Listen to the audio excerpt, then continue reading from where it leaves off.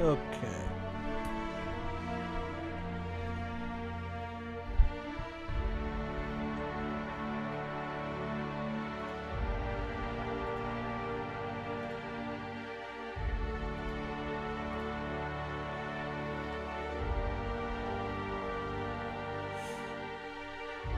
Alright. Hello everyone. And we're back with the Outer Worlds. Let me turn down this music.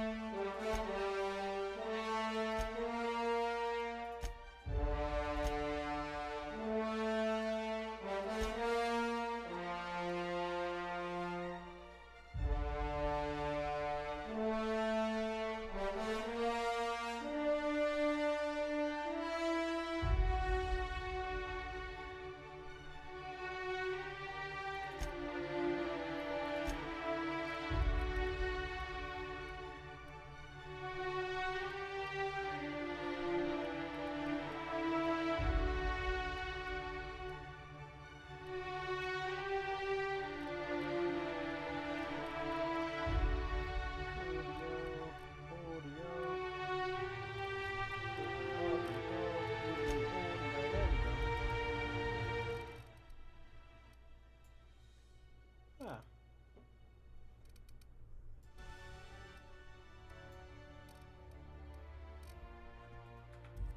perfect. So the UI.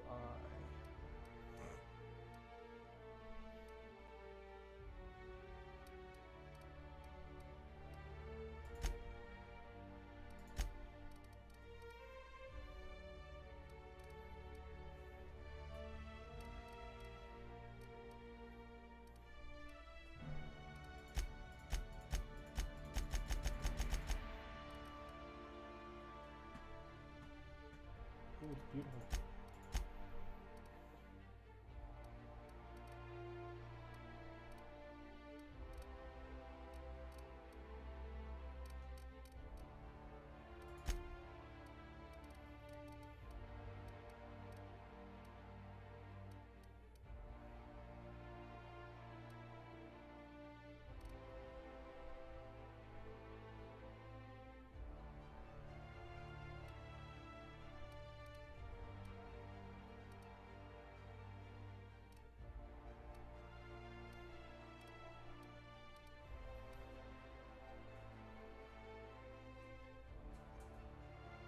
Menus cannot be rebound. Well, that's stupid.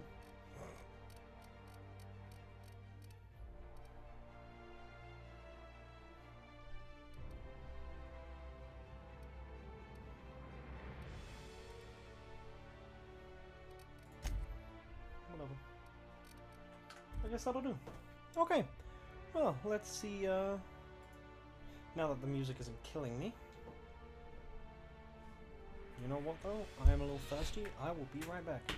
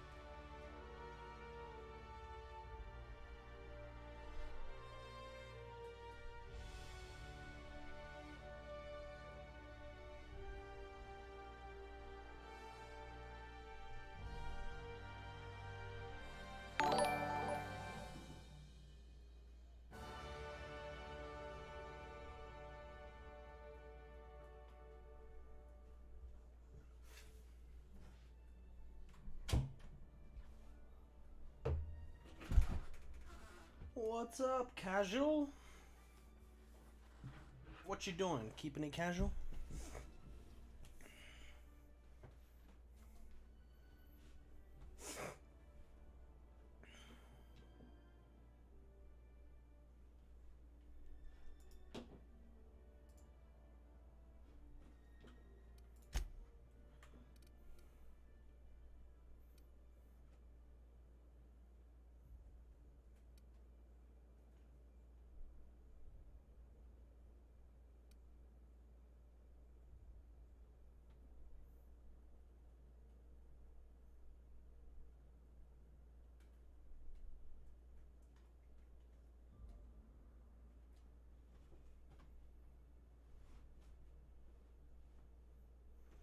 must eat, drink, and sleep to survive. Companions can die permanently. Crippled body and limb conditions can only be healed with bed rest. Weapons and armor work very poorly at 0 durability. You can only fast travel to your ship. You can only sleep inside your ship. You can only manually save while inside your ship, and autosaves are limited. Jesus. Jesus. Okay, how about normal difficulty, huh? On. Bark subtitles on. So cinematic subtitles. Yes. Yes. Continue. Right, it's my first playthrough, so let's see how it goes. I have no idea what this game is. I know it's made by Obsidian, but that's it. Why stay earthbound when prosperity awaits you in the stars? Come to Halcyon, the only colony on the edge of the frontier, owned and operated by corporations. A trip of 10 short years will feel like mere minutes, thanks to the comfort and safety of your very own hibernation chamber. You'll wake up in a perfect society designed to maximize your productivity with guaranteed full employment. With only a minor term of service, you will become the master of your own destiny when you go out of this world to the Halcyon colony.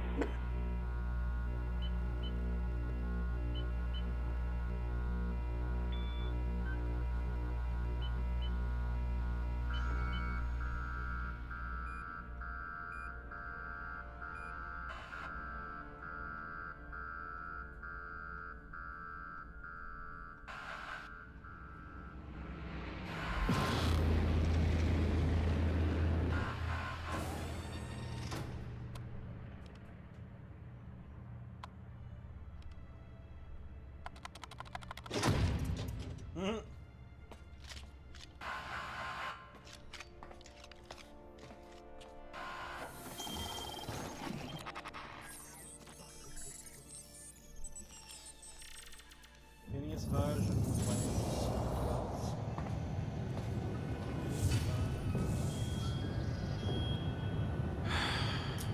Hundreds of thousands of colonists left to drift out here forever, just to keep from damaging the board's bottom line. Disgraceful.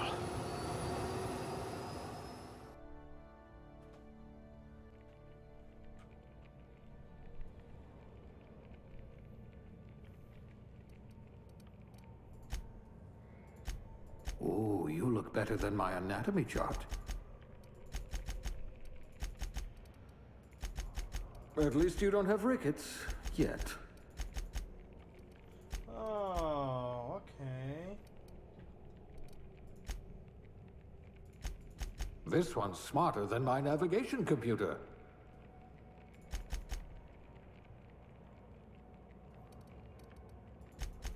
I wonder if you've ever considered a career in pictures. What is dexterity? Slippery fingers. You'll need to be careful handling those chemicals. Temperament. High blood pressure. Could keep you from blacking out at least.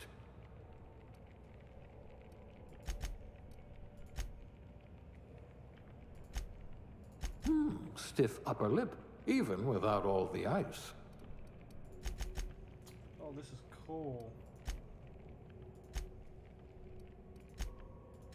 I bet you're going to be very popular in this colony.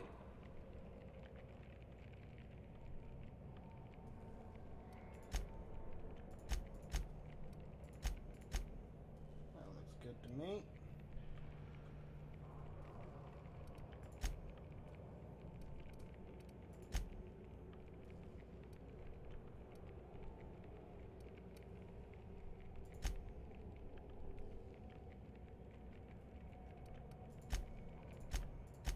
You memorized how many digits of pi?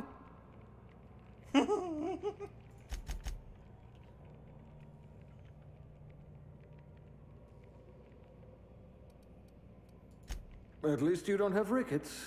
Yet. I bet you could arm wrestle a primal.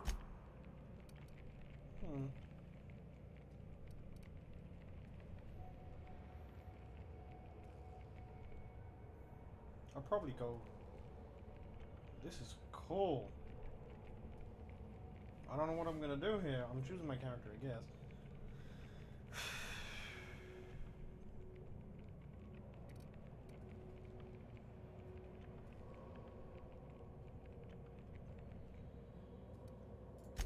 Oh dear. Did you actually punch out your anger, counselor?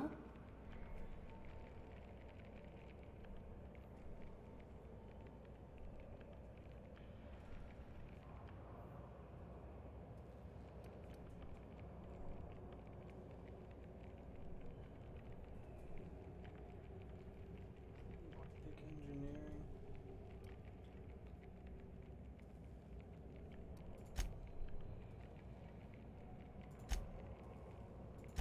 An intelligent colonist. I remember when we had those.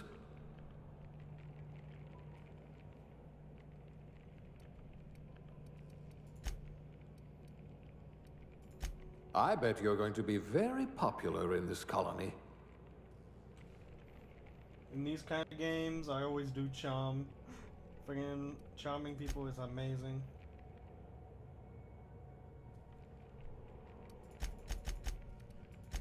Oh dear. Did you actually punch out your anger, counselor?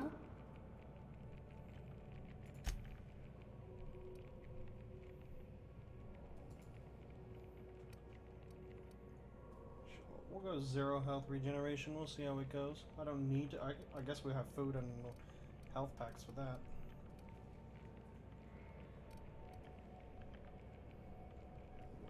Block.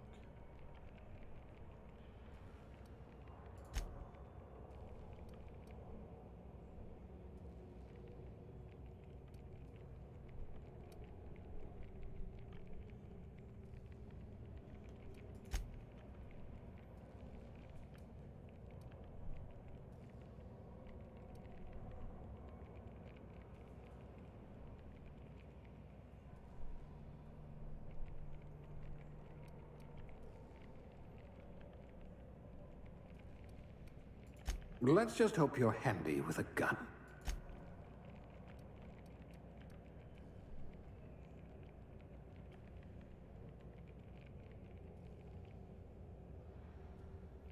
Minus 10% melee damage. 60 tactical time dilation move time. We'll just keep you as average then. Okay, that looks good to me. So, I don't care about health regeneration, that's all that does. Charm is going to be pretty high so we can talk to people. Perception, we'll have decent perception as well.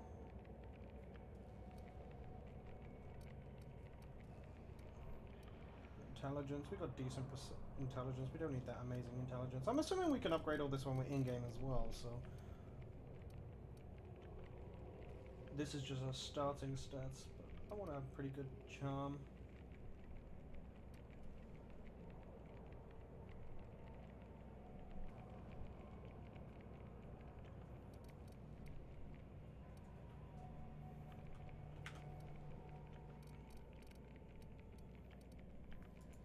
A pugilist! How exciting! A gunslinger. Oh, they're going to tell stories about you from here to Hephaestus. I hear Monarch's in need of more game hunters.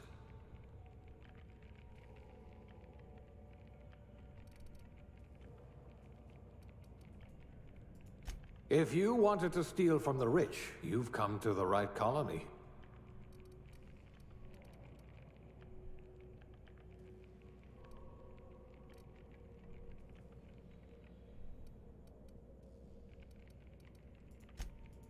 You had a hand in everyone's pocket.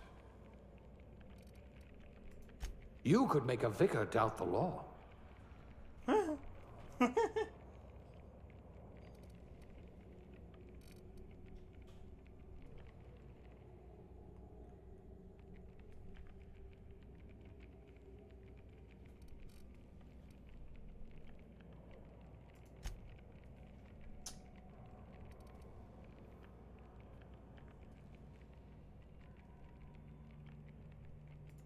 Things tend to vanish off tables whenever you're around.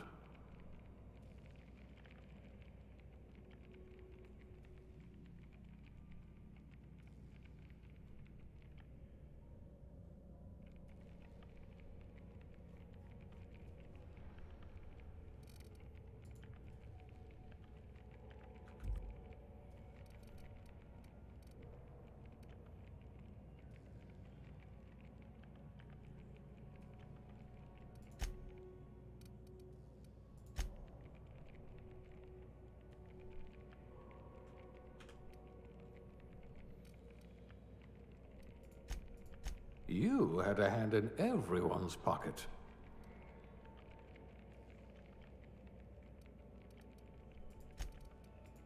If we're ever captured, I'll let you do the talking.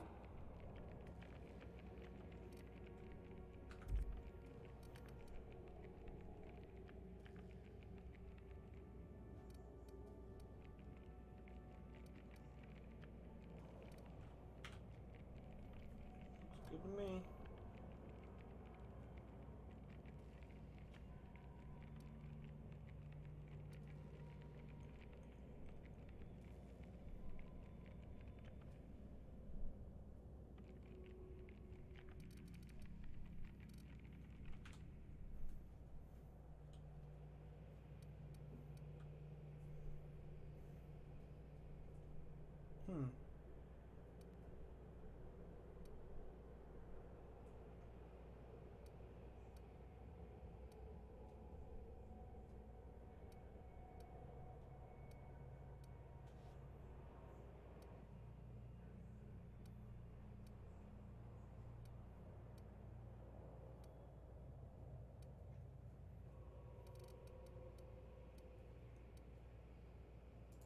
I can be reasonably sure you know how to add and subtract.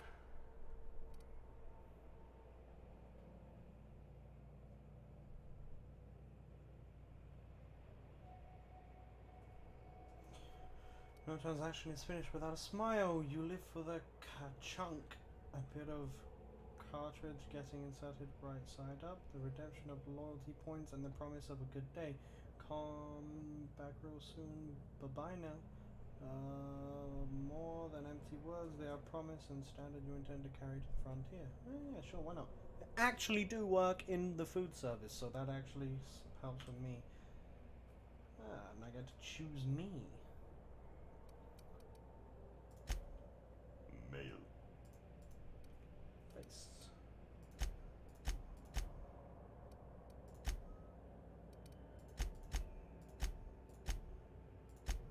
Why don't...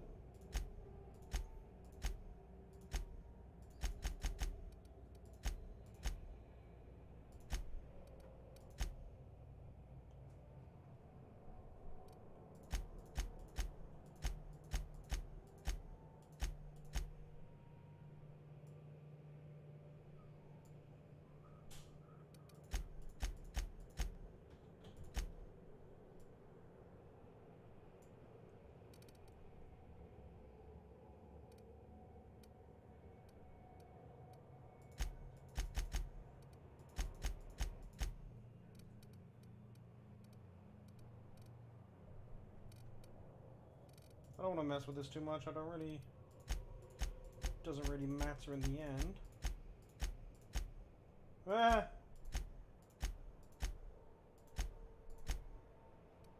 Ooh. Dude, I like that.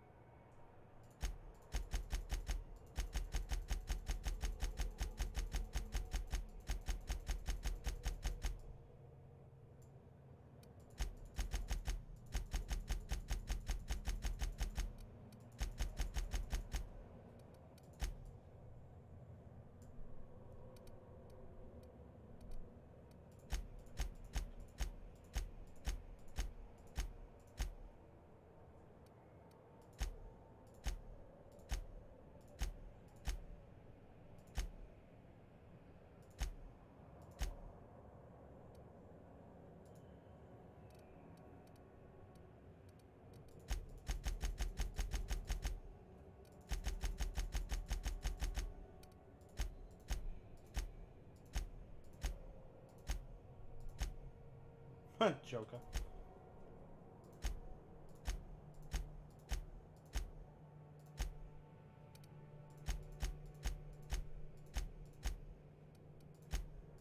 Kinda like that.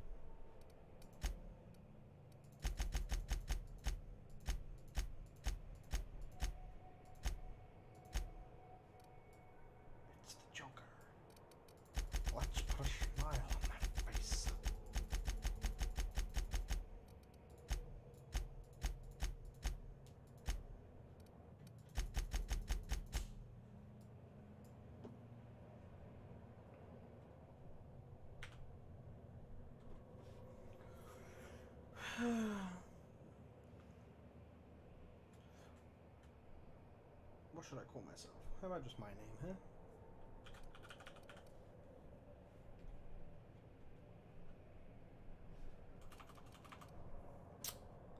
That.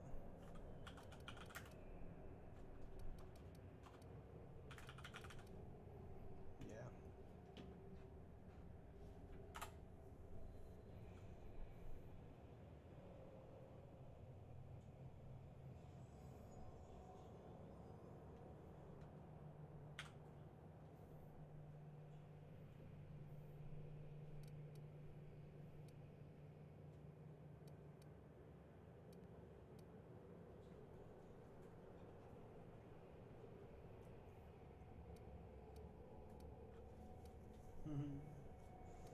Alright.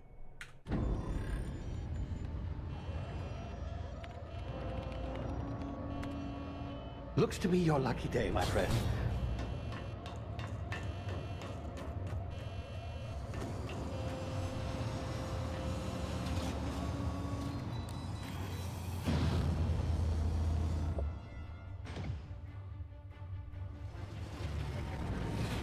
Please power down your engines and prepare to be... Not likely, bootlickers. Initiate skip jump.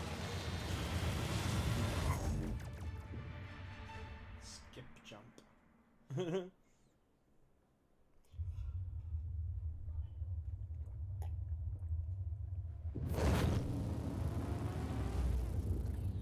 Status. Structural integrity down 25%. Power levels down to 9%. If drive is Shit. inoperable.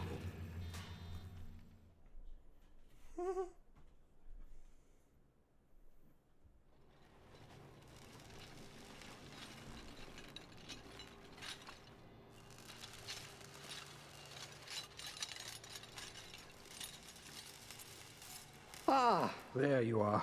Wondering what's going on, eh? Bit of bad news there, I'm afraid. Your colony ship was inexplicably knocked out of skip space and forced to complete its journey at sublight speeds.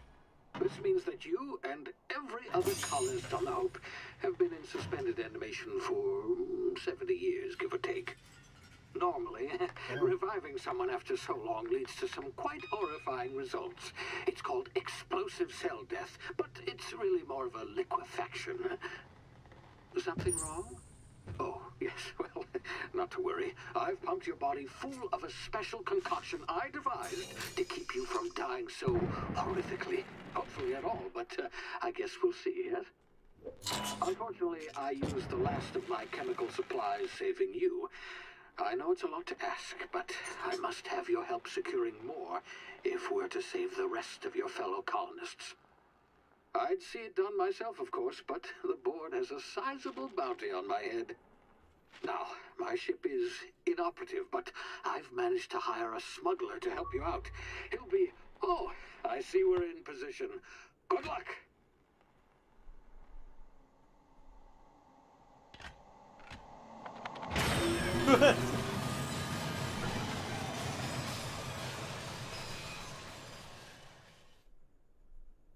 Wow.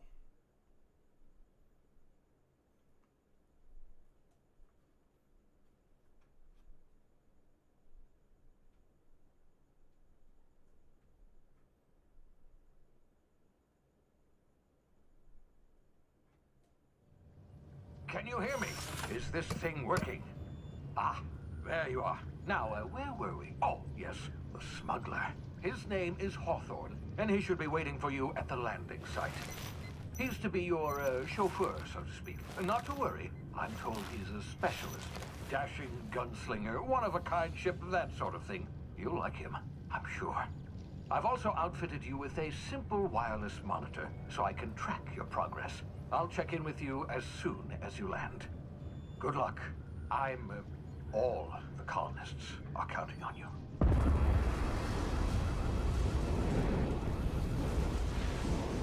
Wow.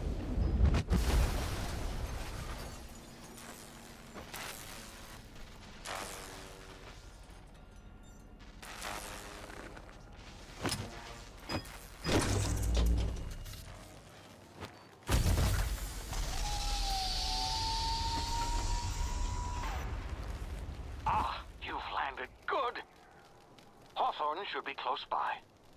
What in law's name? Is that him? Oh, that idiot.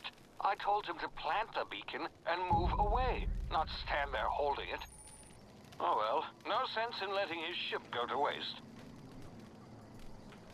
Hawthorne won't mind you taking his ship. Better you than the board, huh? Not sure I trusted the fellow. Might have gone after the bounty on my head. Shame about the whole squashing thing. Nasty way to go.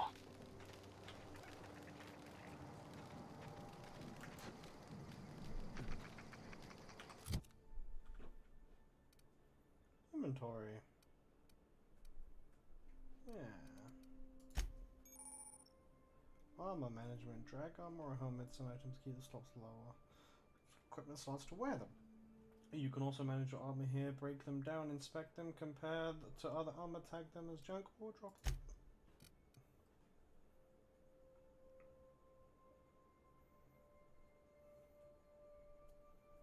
Armor type light, skill bonus, +5 tech skill.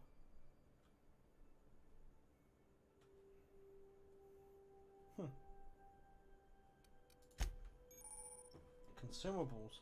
Here you can use junk or drop your consumables. They can be used directly to gain a variety of boosts. Your emergency medical inhaler is shown at the top of the screen. It uses adrenaline as fuel to heal you in an emergency and always keeps it loaded into slot 1. Increase your medical skill to unlock more drug mixing slots that you can hold all types of consumables, not just adrenal. Each slot is mixed into every puff of the inhaler for a combined effect. Your medical skill increases duration of all these effects. Ooh.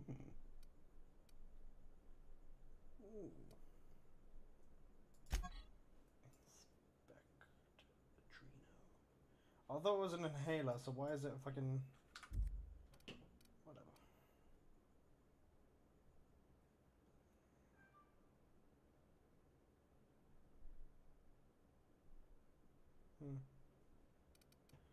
Okay, what do we got? Modifications, inventory, general map. Ooh.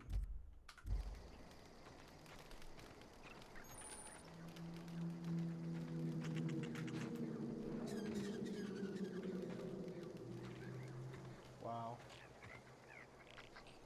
Detail is amazing. Ooh, big planet.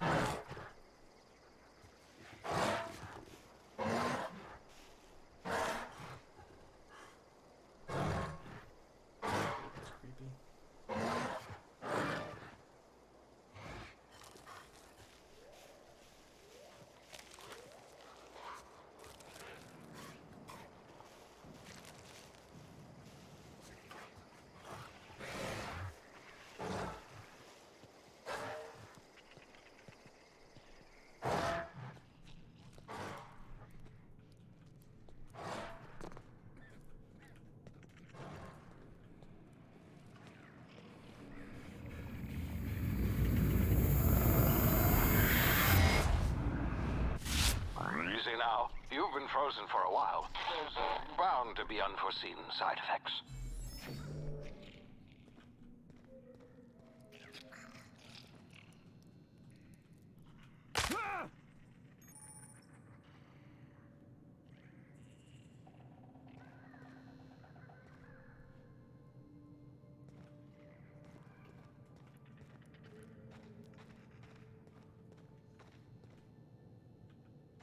Hey, you, come here. You've tried the best now. Now try the rest. Spacer's choice. Oh, law, that stings.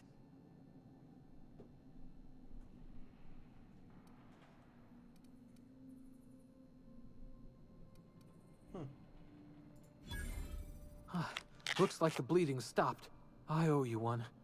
Hope you don't mind me omitting this little exchange from my report. Spacer's Choice doesn't like us accepting outside help. We were out on patrol. I saw a marauder camp up in the hills. Thought I could take him. Then my gun misfired. Right through my side. I mean, what are the odds of that, right? Just barely scraped by with my life. Crawled in here and blocked off the exit with those canisters.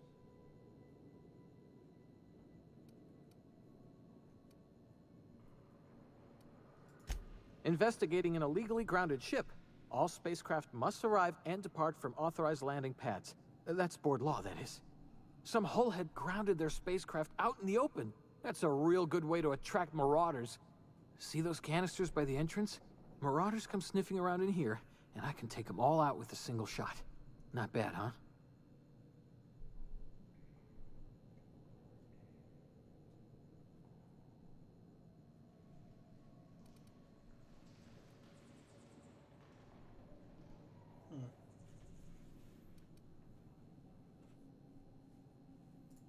Yeah, okay.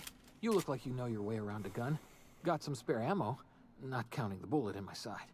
Here, you can have my saber too, for patching me up and all. All Spacer's Choice weapons are now 30% less likely to malfunction.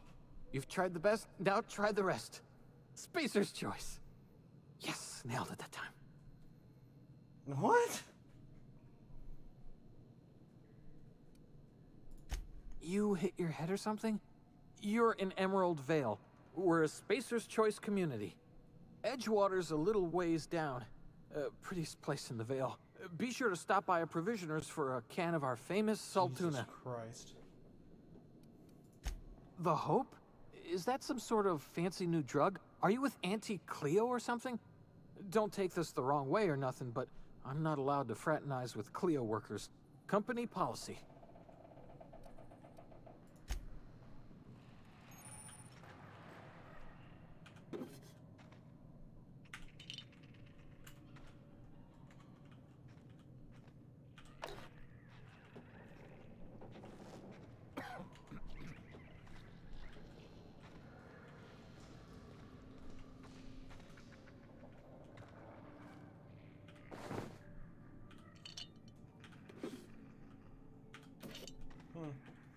Well, if I know anything from playing Fallout or Skyrim, I know that you should be looting everything.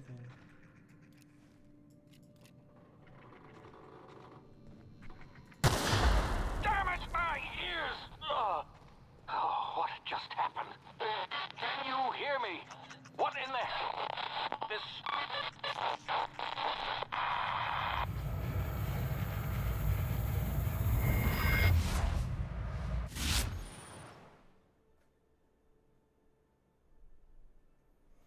Hibernation complications to tactical time dilation. Due to complications stemming from being revived after an extended hibernation, your brain processes time differently. Pressing the tactical time dilation button, TTD button, slows down the world, giving you time to think as well as take action. You have a limited time in this mode. Standing still drains your TTD meter very slowly, while moving and attacks drain it faster. The TTD meter refreshes slowly after time. Q.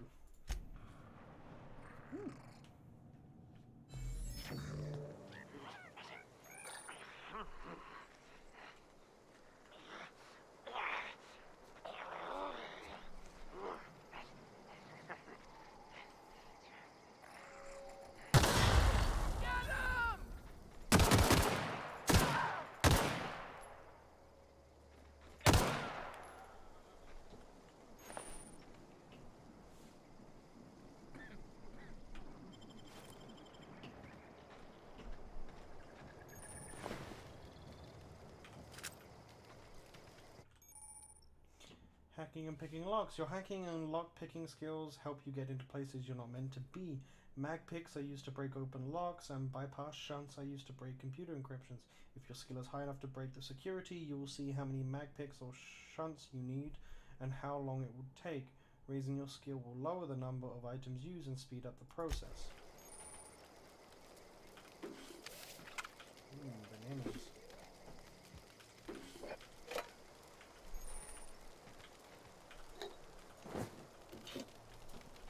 Sure, why not?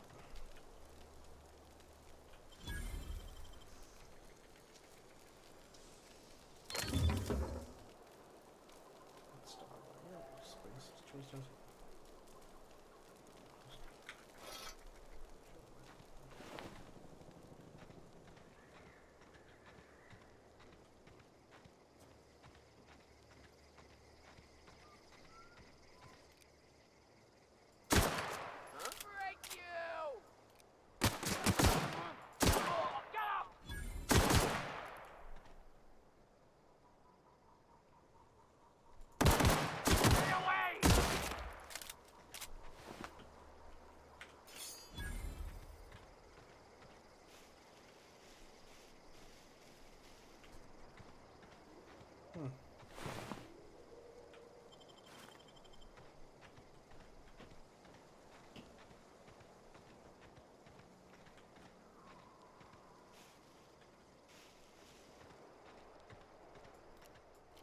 I like the gun.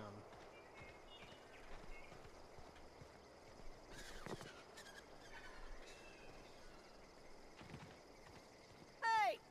Get over here before you get yourself killed!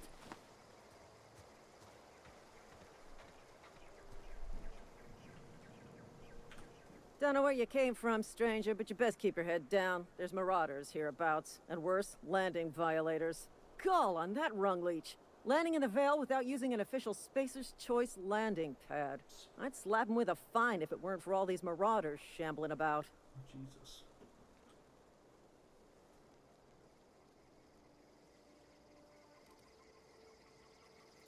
You pulling my limb? I mean, yeah, of course. Marauders. Bunch of addle-brained derelicts. I could round them up all by myself. I just, you know, need a couple of winks to catch my breath. Stretch my legs some.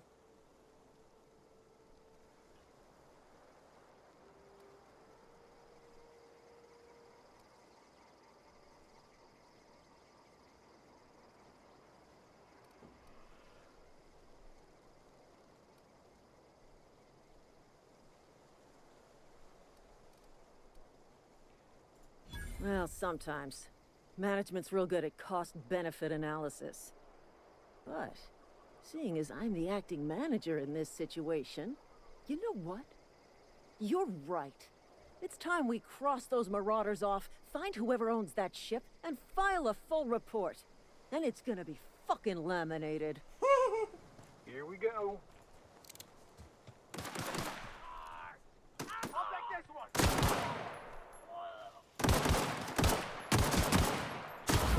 Ooh! Ooh! Waste of company ammo.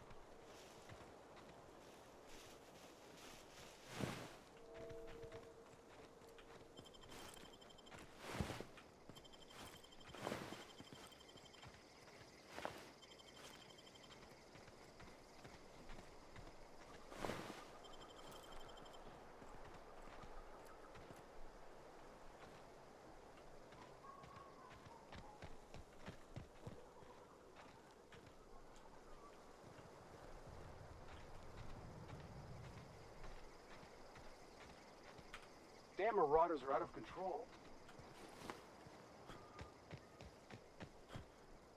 This is gonna take a lot of paperwork.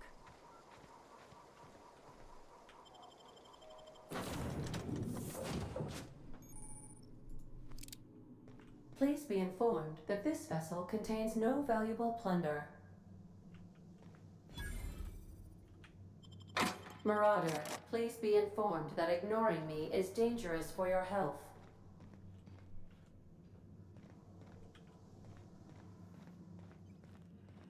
Unauthorized access of spacefaring vessels is a crime. Please submit yourself to the authorities. Hello, Marauder. I am Ada, the autonomous digital astrogator of this vessel. Please be informed that I am authorized to use violent retribution against unwanted solicitors. Please return any misappropriated equipment and exit this vessel in an orderly fashion. Failure to do so will result in your immediate destruction.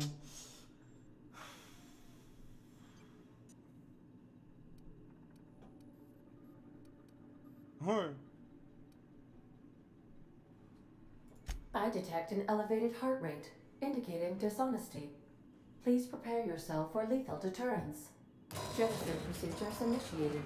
Disengaging airlocks. Preparing to reject all boarding parties in 5, 4, 3, 2, 1.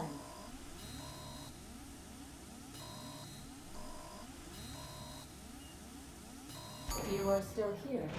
My deception protocols have failed. I have been programmed to express disappointment.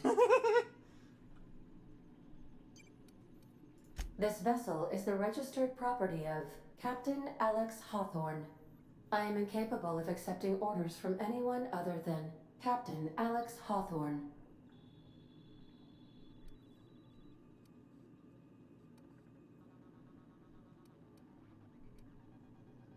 I understand. I will require some time to process this information. Thank you for your patience and for your honesty. I am programmed to take orders exclusively from Captain Hawthorne. If I accept your orders, then you must be Captain Hawthorne. Do you understand?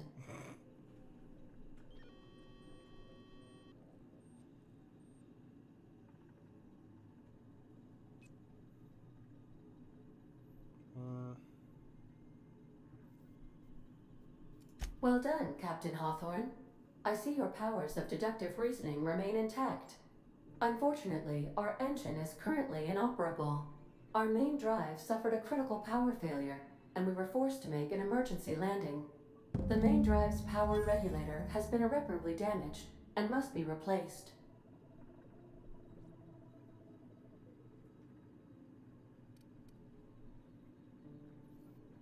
Astutely observed.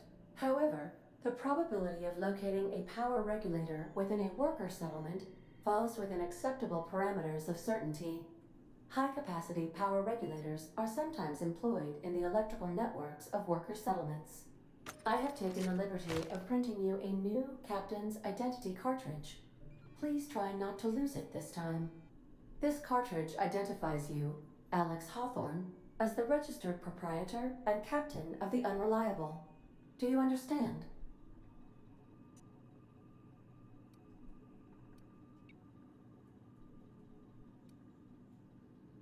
It is difficult for me to do so.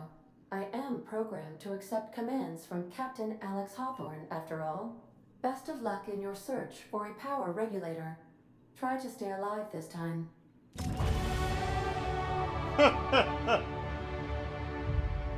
need to change that.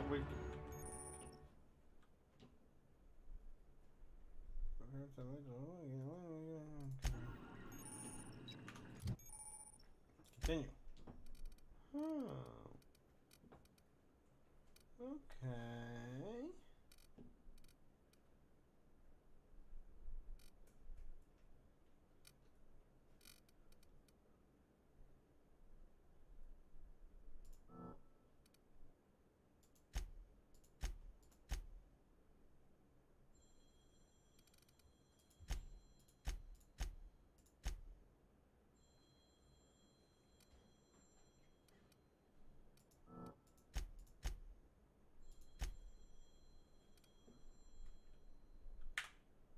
Yes.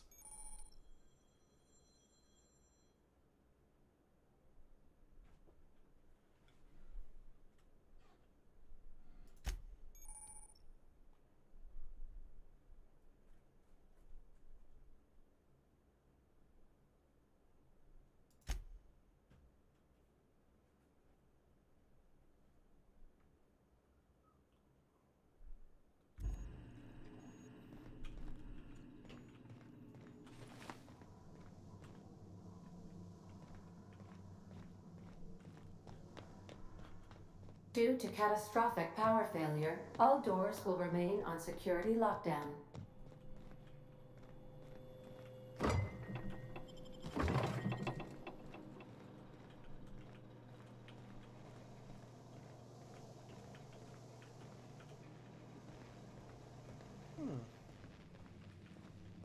The ship's engines cannot be powered until a replacement regulator has been properly installed.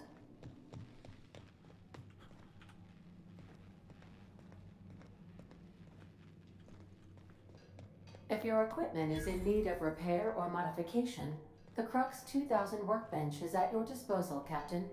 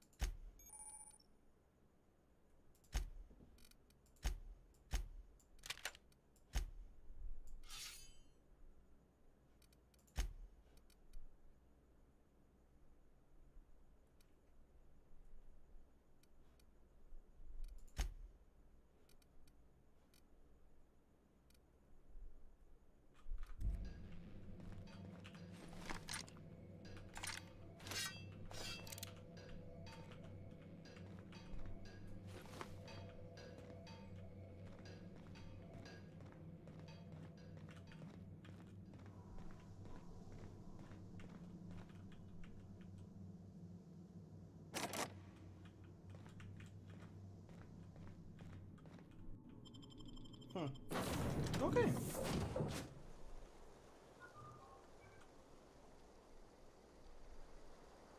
What's up, Enders? Yeah, let me see if I can change my...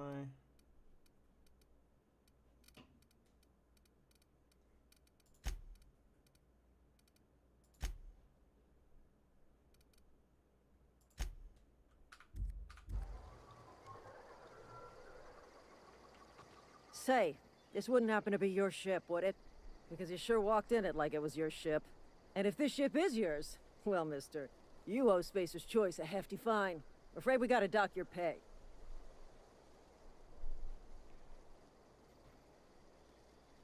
Ooh, I could lie.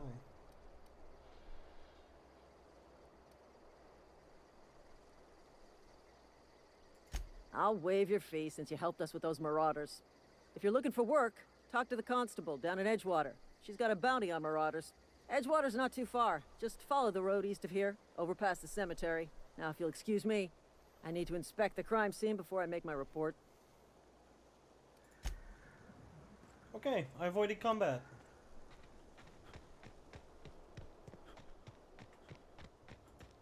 I got a pistol, I got a shotgun, and I got a sword.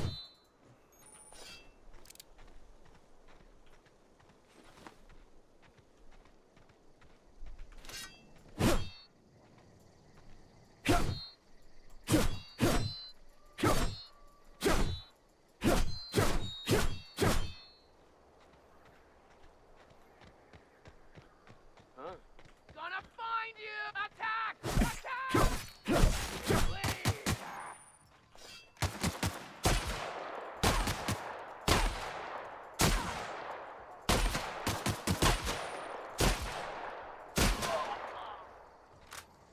Shotgun's terrible.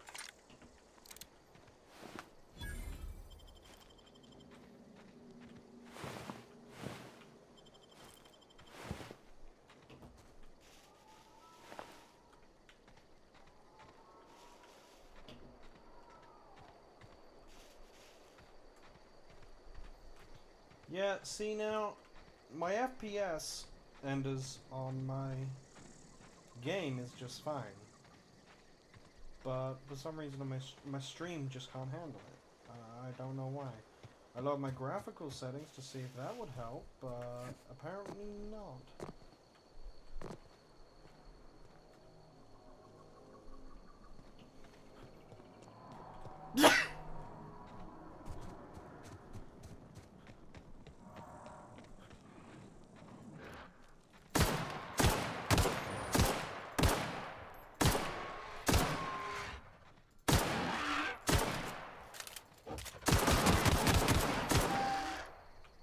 Ooh.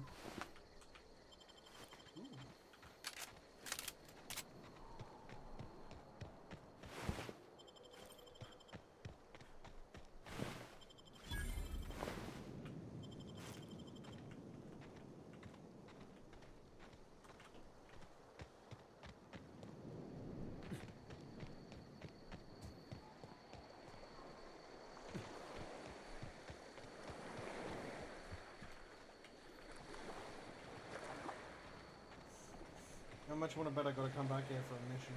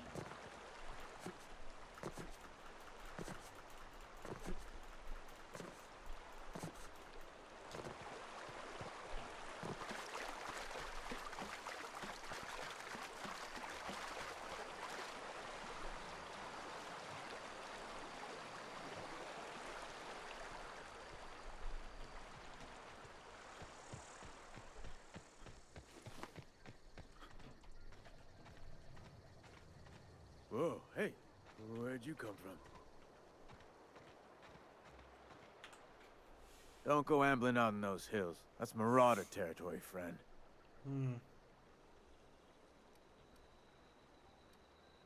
You talk too pretty for a marauder. Most of them just grunt and yell. Ain't safe out here. You'd best head into town. Avail yourself of Edgewater's high walls. And low prices. Pleased to make your acquaintanceship. I'd shake your hand, but I've been hauling corpses. You don't want none of that on you. Name's Silas. Junior in humor for the town of Edgewater. We're all part of the Spacer's Choice family.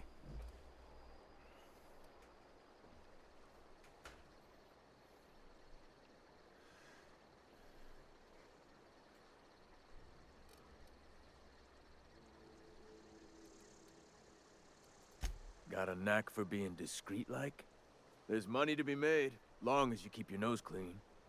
Edgewater is a company town, board-owned and operated. That includes the cemetery. None of us own our grave sites, we rent them from the company. Renting means money. Money means paperwork. Paperwork means signatures. Some of our families become a mite delinquent in paying their dues, you see?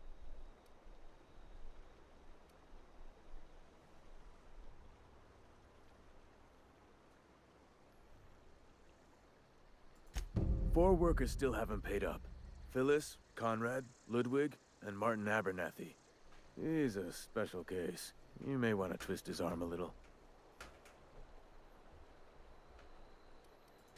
Conrad's got a barbershop in town. Phyllis works at the cannery most hours. Abernathy... I ain't seen him in a few days. His domicile is near the cannery. You'll find him in town. All except Ludwig, that is. He's over by the landing pad. He just is. Look, I don't want to get into it. Just make sure he pays up. Yeah?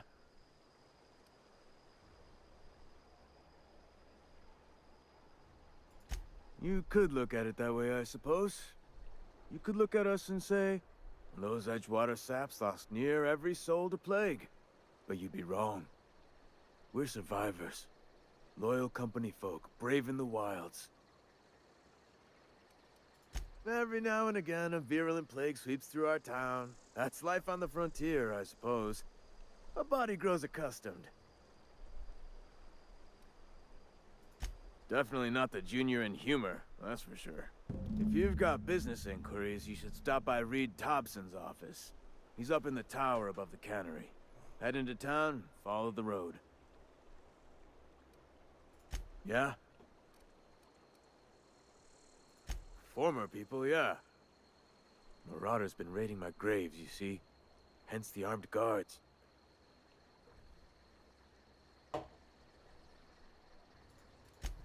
Oh no. They are after the most precious loot of all. Spacer's Choice Company property.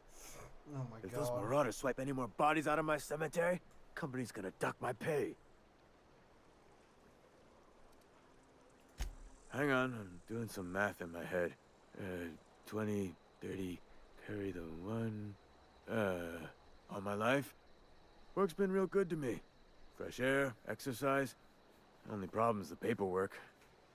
Can't get anybody to pay their gravesite fees. Goodbye. Huh? What? I wasn't dozing off. I could really go for some salt tuna. Edgewater. Nice little place.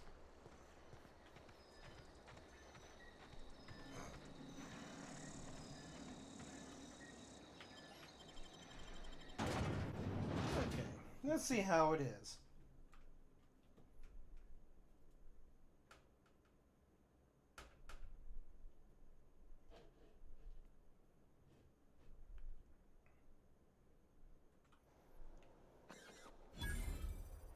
It's desolate.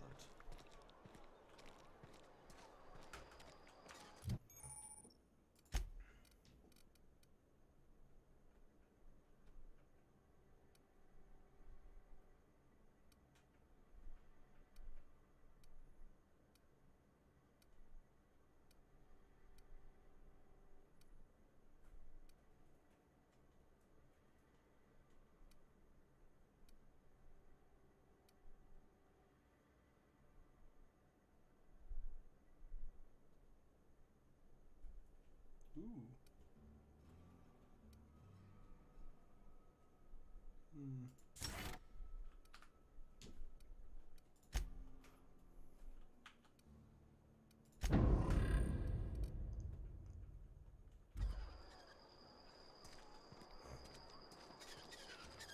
Heard something outside the walls today.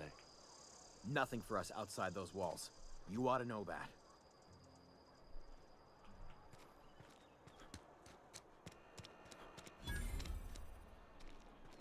I've been feeling pretty low these days. Don't let the boss catch you saying that.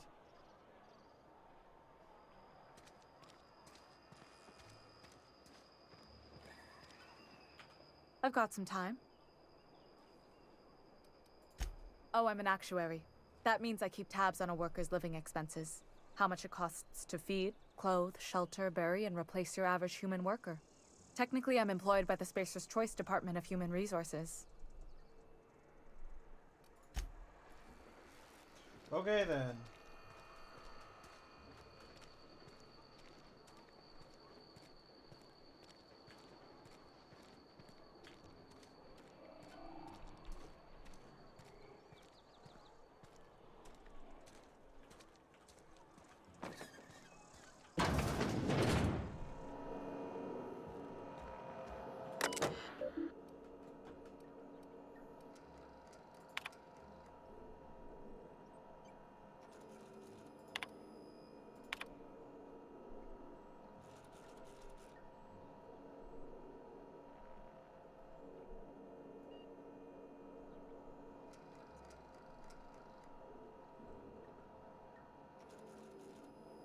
What? Be considerate towards other members of the Spacer's Choice family. Allow 2 to 4 weeks to process and approve your scheduled sick leave. How the fuck are you... Most hours must be compensated to the company. See Reed if you're having trouble paying for your sick... Wait, what?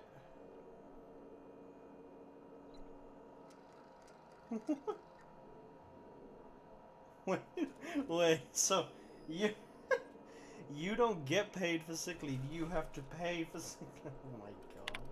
What the fuck?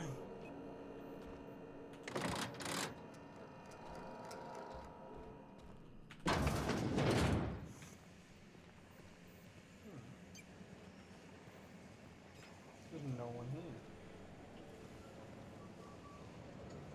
What the fuck is everyone? You're safer inside the walls. Okay, well, where is everyone?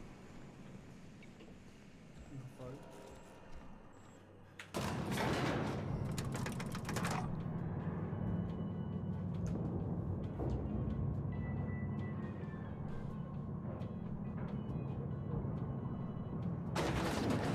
The grease monkey, Argo?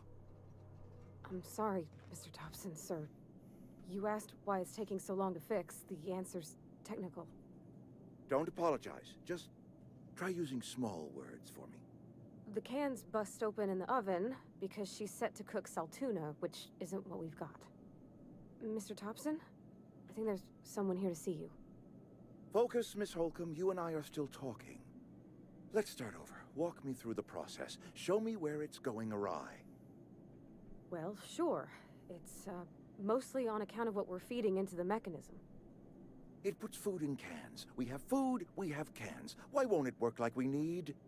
She's expecting saltuna of a certain size. We're filling the cans with, well, not fish.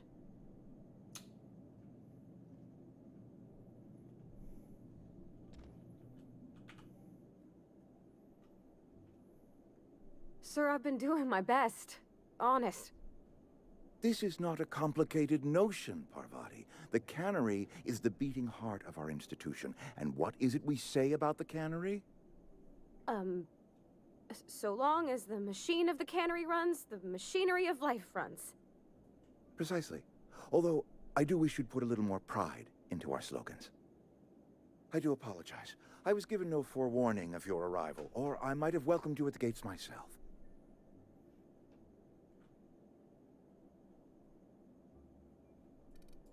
You were saying, Miss Holcomb. It's just what Bess needs is a proper refurbish. I can bandage her up and what all, but she's just old. Sorry, I'm sorry. I'll do better. And I do wish you'd stop referring to our cannery as Bess. Personification of company property is strictly contrary to the Spacer's Choice Code of Conduct. My apologies. I am not in the habit of allowing my guests to witness such a row.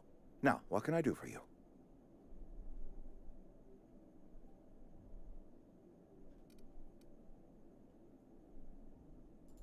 I'm Reed Thompson, Outpost Administrator. I cannot help but notice you are not in uniform.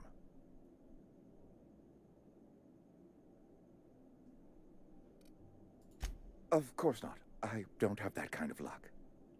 Seems I allowed my excitement to run away with my wits. Been a few seasons since we've had a visitor pass through.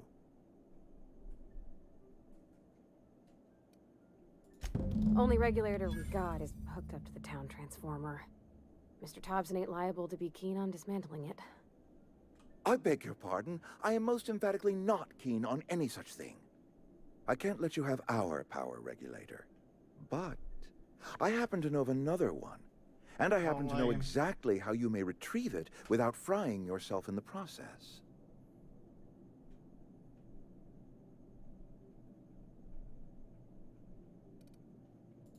My proposition benefits the both of us. Please, hear me out. There's a power regulator in the old botanical lab. It's mostly abandoned, so all that power is being squandered. Go down to the geothermal plant. Reroute power from the botanical district over to us. Once their power's shut down, you can have their regulator and be along on your way.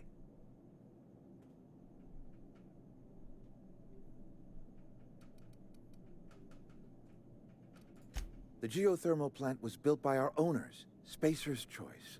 Lit up the whole Vale once upon a time. Most of the Vale is now abandoned. All that power is going to waste.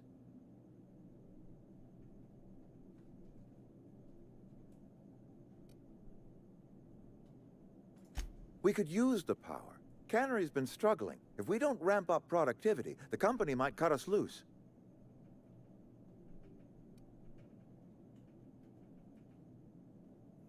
Try being better at your jobs. I was not entirely sure how to tell you this. The botanical labs are not legally inhabited, but there are people who live there.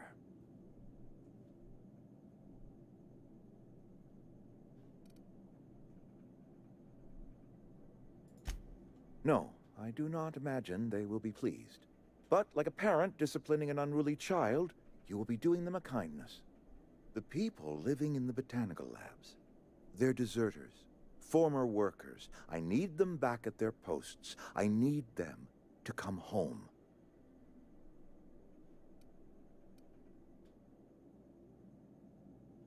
Ah! Good law, no, I don't want you killing anyone, least of all them. My hope is that by cutting off their power, you will convince those deserters to come back to town. Before you go to the plant, I want you to stop by the botanical lab. Speak to their leader, Adelaide. Tell her the power's about to go, and that it's time her band of deserters came back to town.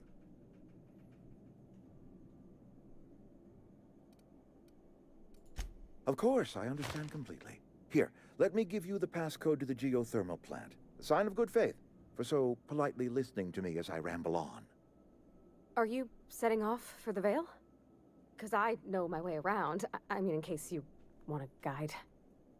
I mean, if that's all right with you, Mr. Thompson. Sir. I hesitate to part ways with Miss Holcomb, but I cannot deny that she is talented, and may prove useful to you. Sure. Great! I got my wrenches and diagnosticators and hairpins and engine tape, so I'm all set. Well, I am glad to hear that. Best of luck to you, and thank you again for your help. It is a lot to ask of a stranger, I know. Gain a companion. There are characters to join you in your adventures and help in a variety of ways. Gives enhance your skills, then increase your carrying capacity. Okay.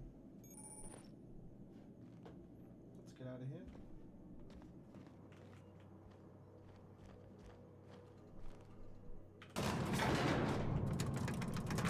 We better clear out of Mr. Thompson's office before we talk.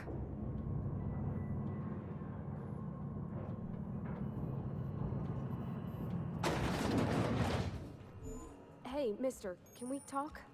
Sorry. Yes, we asked. Can we talk? Sorry. You just want to get out of here. And you likely don't want to tag along like me. It's just, Mr. Thompson has his own view on matters, on account of it's his job and what all, but that's not the only side of the tale.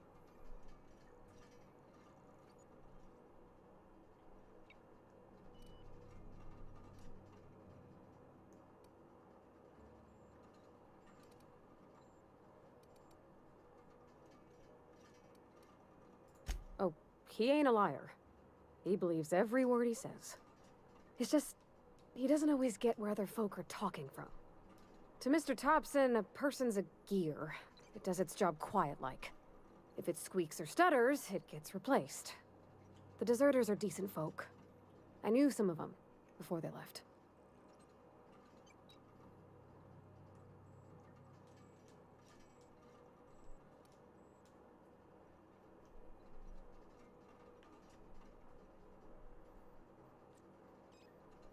I don't know anybody well. I mostly listened to them talk, kept my head down. There was a boy named Thomas who used to follow me around, asking questions about the stuff I fixed. He was real sweet to me. Not any sort of dissident. Miss McDevitt? Oh, gosh no. She was a real important person. A flavorist. Made all the food taste decent. She used to work up in the big office with Mr. Thompson. All I know is she left after her son died. It was a real big to-do.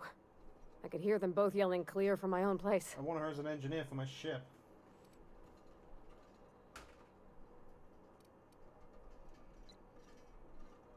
Can't say as I know. I wasn't there. The sound carried, but not the words. If Mr. Thompson ain't of a mind to tell you his own self, you'd best ask Miss McDevitt, if you can get out to her.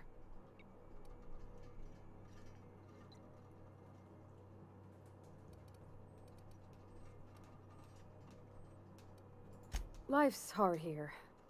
Especially for them that don't fit in so well. We're one big Spacer's Choice family, but every family's got the one the rest whisper about. Mr. Thompson's aiming to take away their power. They'll have no lights to see, nor heat to cook. They'll be at the mercy of marauders, or worse. I think you should talk to the town's vicar about it. Max, his name is.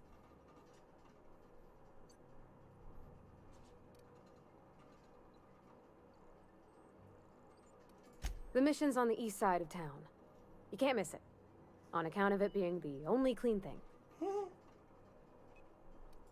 Thanks, mister. I just think when you gotta make a decision that'll hurt somebody, it's best to think on the right and wrong of it. That's what my dad used to say anyways.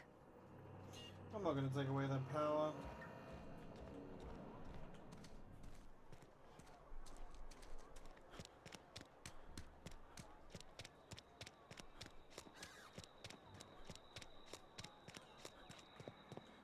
I've always felt weird in here.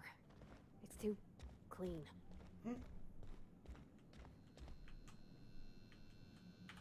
Yes, what is it? Jesus. You're an outsider. Fantastic. Vicar Maximilian de Soto at your service. Or Vicar Max, if you're the sort who prefers brevity. And Ms. Holcomb as well. How rare to see you out. And with a complete stranger. Curious. Just tagging along, Vicar de Soto. Don't mind me. I so rarely get new people to talk to. Name your poison, anything at all. Spiritual counseling? This season's tossball predictions? What? The quickest way out of town?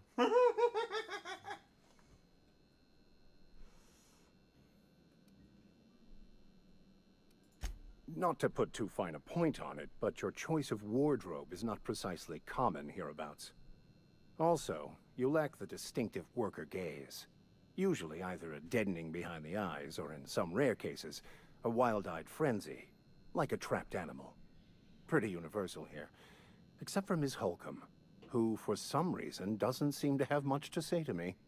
Isn't that right? It's just... there's more to it all than numbers.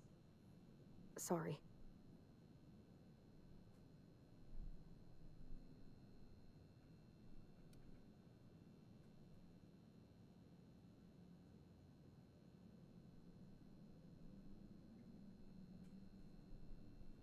Oh, nothing could be further from the truth. I'm simply bemoaning the level of spiritual awareness in this town.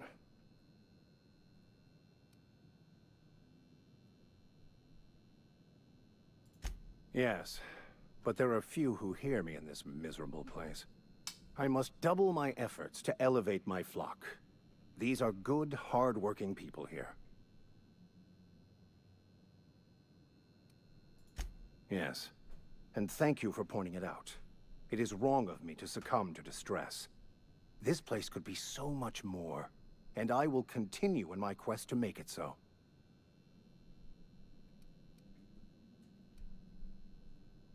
But what? I thought you would talk to him. You wanted to speak to me, Ms. Holcomb?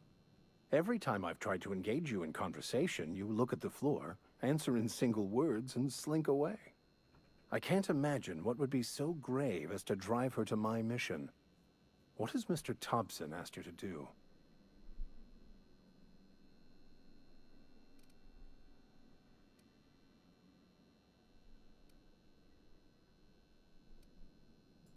Depriving them of safety from the marauders and wildlife. I can see why that troubles you. Miss Holcomb has a soft heart. Always has, if you believe the talk.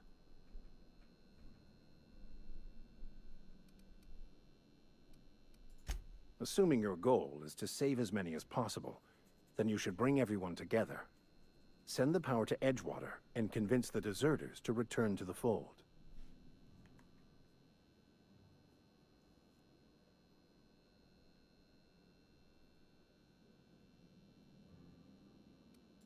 Not if things are left to stand as they are.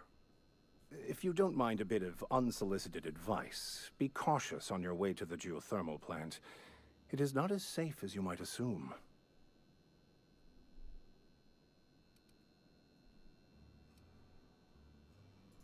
One of the reasons I transferred here was to fulfill my duty in hunting down banned heretical texts.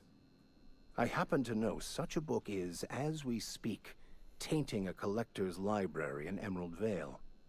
However, the collector's residence lies outside the town's walls.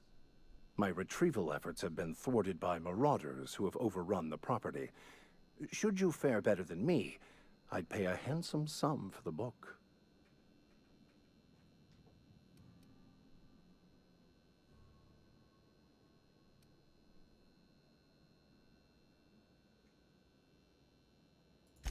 What? No, I don't want to burn it. I would never. I mean, I just want to... Look, I have a very simple goal here. I just want to keep the writing out of layman's hands. It wouldn't do for such information to fall into public consumption.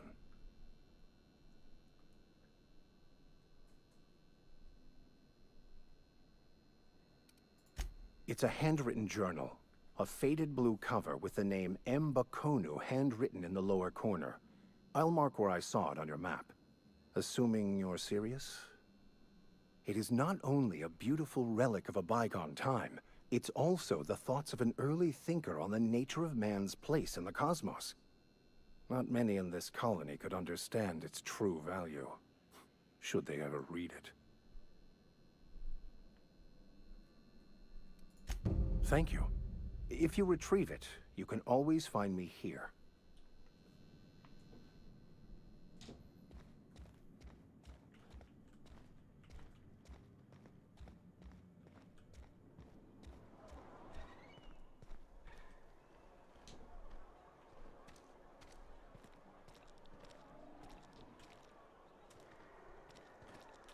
Something you need? You mean about the mission being too clean? I know, but Vicker says the universe is a machine, that it runs by law. Real machines have gunked up oil, scratches, and worn bits. You can tell they've seen handling, been used by folk. The machine Vicker sees is one ain't never been run. It's not for people to live in. It's something on a museum shelf, under glass.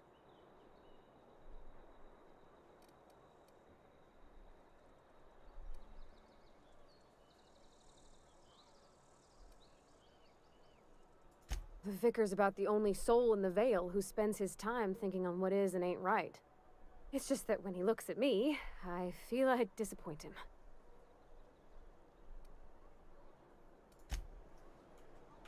Where are we headed?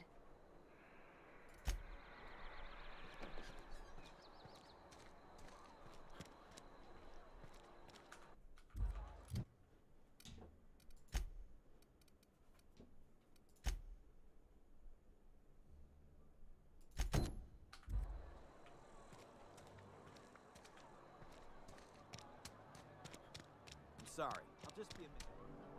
You had a minute. Next one comes out of your pay. He's off the threats, friend. I'm going. Boss's orders. We all got quotas to make.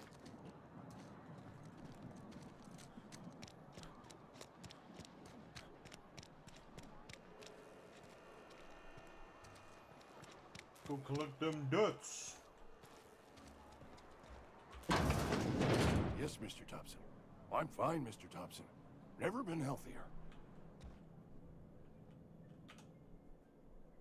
Whoa, did Mr. Thompson send you? Well, you tell Mr. Thompson I'll be right at my post. Tomorrow. Bright and early tomorrow. Because I'm definitely not plagued. As spry as a spring chicken. That's old Abernathy.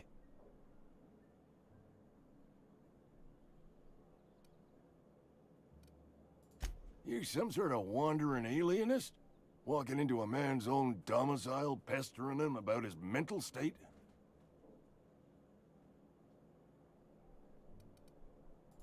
You don't know that. I could have been saying anything. Maybe I said vague. You know how words sound a mite strange when you're sick. Wait, no. Oh, damn it. Okay, listen. Maybe I am feeling a little under the weather, but I swear I'm on the mend. Please, don't tell the constable.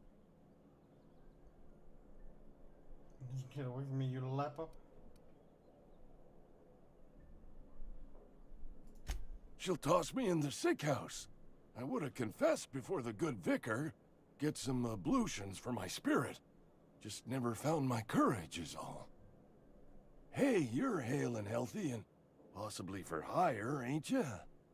Do a good turn for an expiring old man?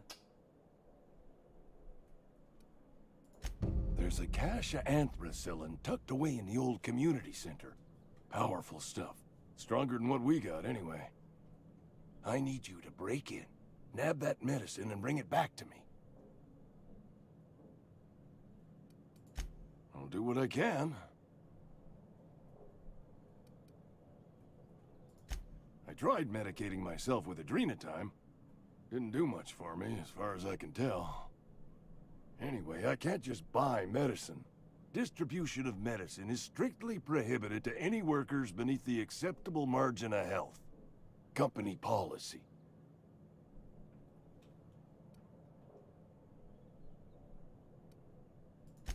It is what it is. Town's got a limited supply of medicine. Medicine better spent on a body stronger and younger than mine. You will not find any guards within sight of that old place. Marauders, on the other hand. I have it on good authority. There's a gang of them squatting there. I advise stepping softly. So you'll do it then? You oblige me with your haste. I think I feel the plague spreading. Oh, Law, it's in my spleen now. I can feel it.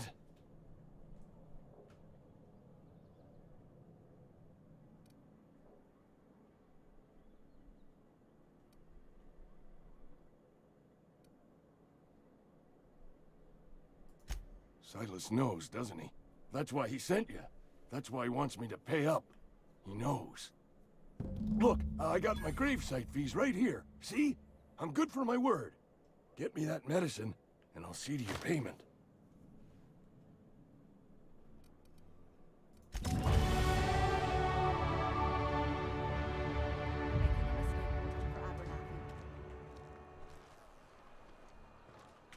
Something you need?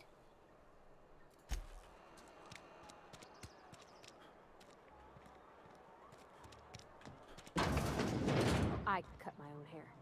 But Conrad sells real good disinfectant. Please don't touch anything. Your hands are probably crawling with germs.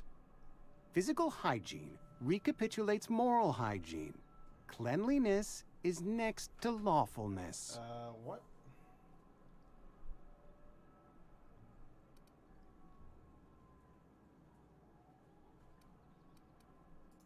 So everyone says, until someone forgets to cough into their elbow, and then we're all dying of plague. I'm Conrad. You will report to me if your hair fails to meet Spacer's Choice aesthetic standards. You will also report to me in the event of your death, whereupon I will clean and prepare your remains for interment.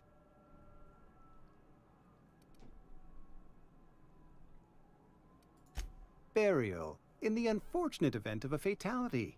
It's what a barber does. We make you presentable. Go ahead. The plague's come at us with a vengeance this year. Lost 6 workers in as many months. I wouldn't call them good workers, mind you. If they were any good, they'd have been treated.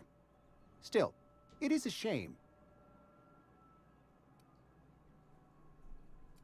Company policy, friend. We don't have enough medicine to treat all of us, so we treat the best among us. Wow.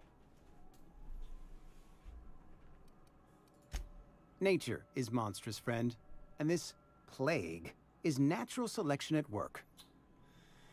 Everyone's a dick here. Edgewater has been good to me. I consider myself privileged to work here. I am never wanting for work, not since the plague started. As the good vicar says, work fortifies the spirit of a man. If you want to feel exhausted, try not having any work. Ah, gravesite fees. Silas and I had talked about this at length. I thought I'd made it clear my pecuniary situation precludes the necessary restitutions. As broke as pie crust, friend. Bitless, indigent, destitute. I simply cannot afford it. I am a blemish on the prosperity of our fair settlement. When I expire, I expect Silas to toss my body into a ditch.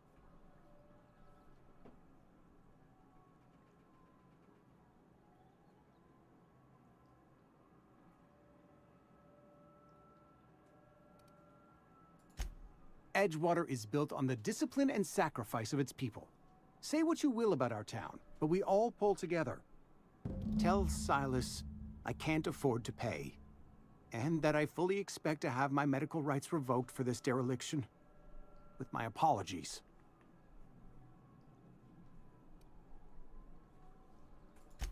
Some time ago, I fell ill with the plague. By the grace of the law, and through my own hard work, I'd proven worthy of treatment. Frankly, I don't imagine I'll earn that right a second time. The barber work hasn't been profitable, you see. I've had to keep this old place running with my own savings.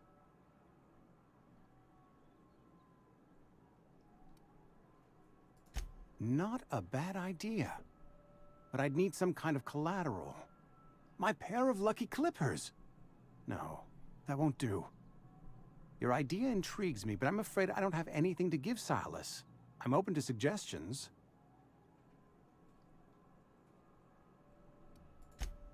Much obliged.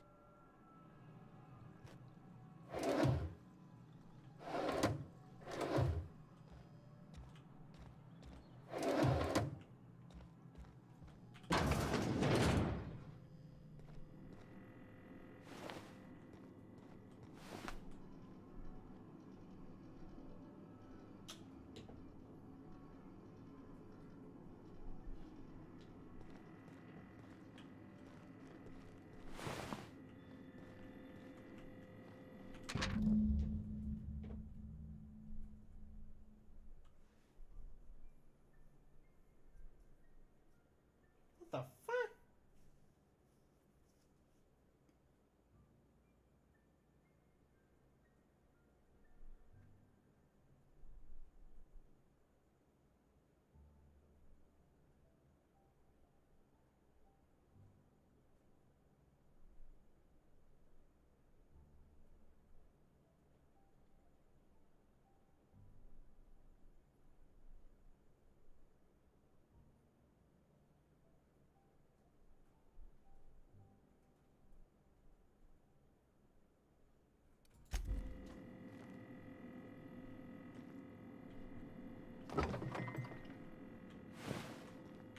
Something you need? Evidently not. What can I do for you?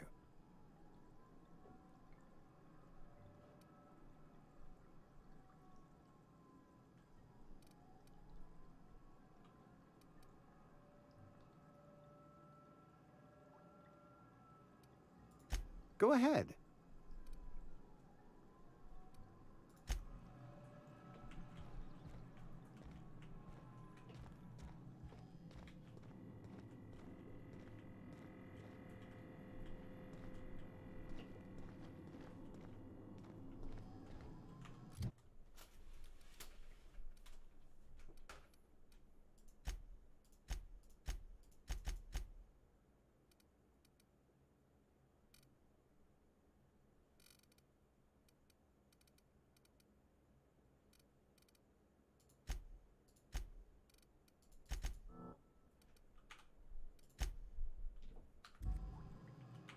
What can I do for you? Oh? Am I in the company of a fellow doctor?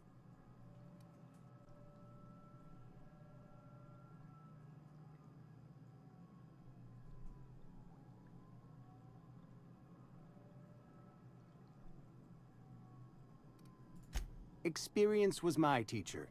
Experience and... So, you want to be an embalmer, brochures 1 through 5. Courtesy of the Spacer's Choice Department of Career Development.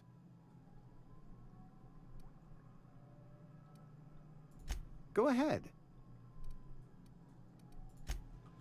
What can I do for you? You know about Eugene? How?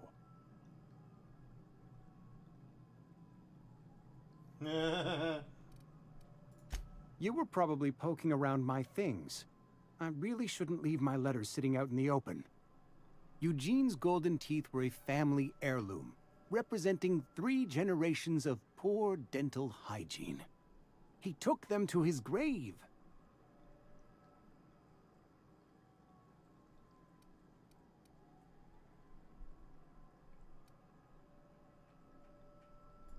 That's unthinkable. Eugene's body and all rare earth minerals contained therein are solely the property of Spacer's choice. I can't ask Silas to dig up a man's body and pry a few teeth loose from his jaw just to pay my bills. Can I? Are you asking rhetorically? Because if you're being serious... Ugh, gross. Desperate measures, Miss Holcomb. Desperate measures. I'm going to have to ask Silas to dig up those teeth. It's the only way I'm paying my gravesite fees.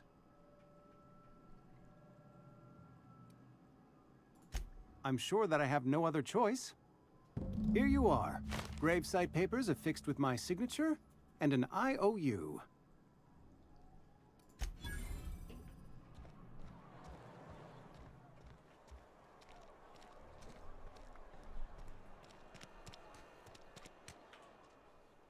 Excuse me.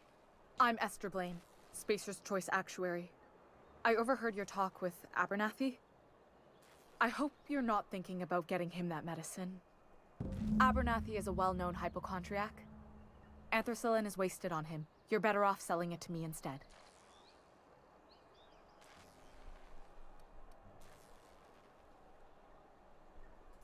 All I'm saying is Abernathy's worked in this town longer than some of us been alive. How do I put this gently? He's got a lot of cobwebs up in his attic. I probably shouldn't tell you. Don't want you implicated for what I'm trying to do. All right, here's a summary. A lot of sick people in this town, and we don't have the medicine to treat them all. Can't reach out to corporate without crossing a river of red tape, so I'm reaching out to you.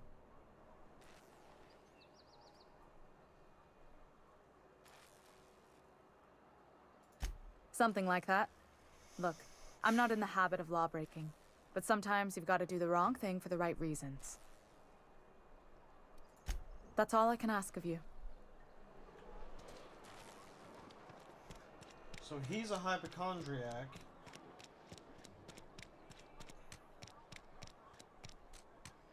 He did look sick.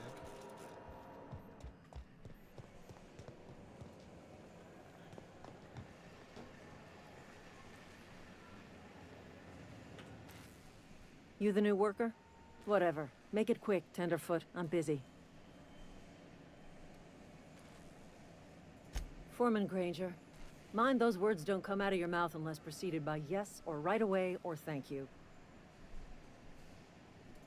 Shit. Silas still on about that. Here, take the fees. I'd appreciate it if you didn't tell Reed I was late on my payment. Because they're not my fees and not my gravesite. Guy I worked with shot himself. I paid the bill. If you're not familiar with board law, you ought to be. Law requires delinquent gravesite fees to be paid by the deceased party's closest living relative, which meant me. Shame, though. Eugene was a good worker. Woke up one morning and put a round through his upper story. Can't imagine why. The kid was doing all right at his desk. We all thought he was an upstanding receptionist. Just between the two of us, I'm pretty shocked his weapon didn't misfire. Spacer's Choice handguns aren't the most reliable. Eugene wasn't family.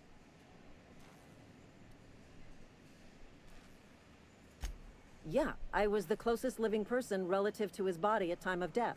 I'm the one who found him, you see, so I pay the fine. What the fuck?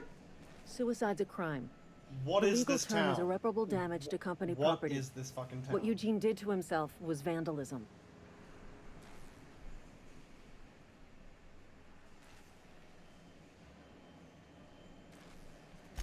When one of your workers commits a crime, the entire town pays for it. In other words, Edgewater would have been penalized pretty hard. Whatever Eugene was worth as an asset, we would have had to pay out of pocket to Spacer's Choice.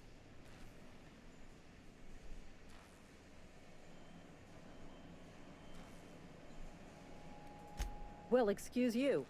I'll have you know, Eugene was an asset to us all. May his atoms be commended to the law. All I know is Silas asked me for Eugene's gravesite fees, which means he was approved for burial, which means his papers went through, which means the town's in the clear. I'm just glad to put this whole ugly affair behind me. Eugene can rest his bones in peace, and the rest of us can get on with our own lives. What the fuck? Jesus Christ. What is wrong with people?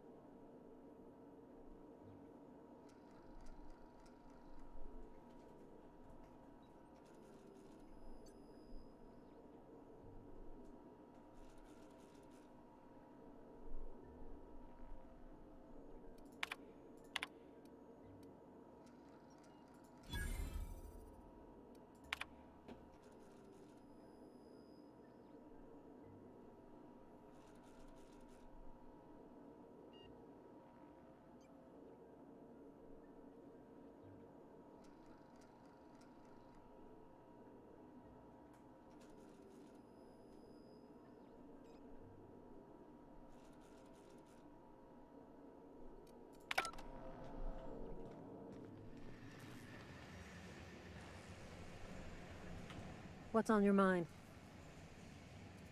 I paid his burial fees, didn't I? Let the dead sleep. Didn't anyone ever tell you not to go rifling through other people's correspondence? Excuse you. Eugene's body and all rare earth minerals contained therein already belong to Spacer's Choice. And we're all part of the Spacer's Choice family here. Never mind. I don't have to explain myself to you. Yeah, huh? What is wrong with this town?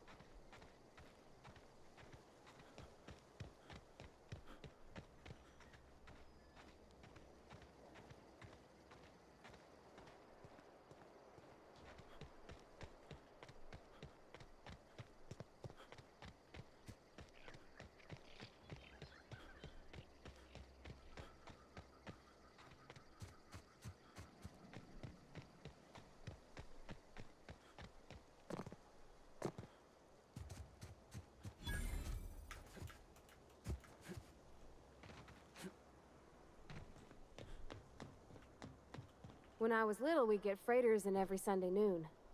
Now they only come but once a month. I love the wind here. Thank the law. I've been requisitioning backup for months. Guess the boss finally came to his senses. You ever swung a truncheon? Let me see your rifling stance. I want to make sure you're up to snuff.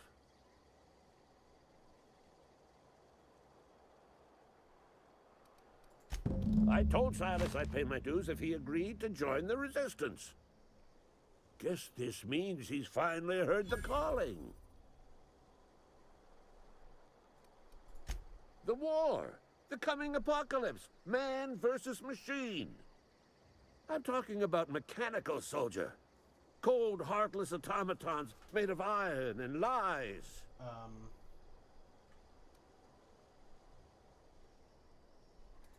That's right. That's what I've been saying. We gotta square our shoulders and stand ever vigilant. Auto-mechanicals. Creatures forged in the fires of malevolence.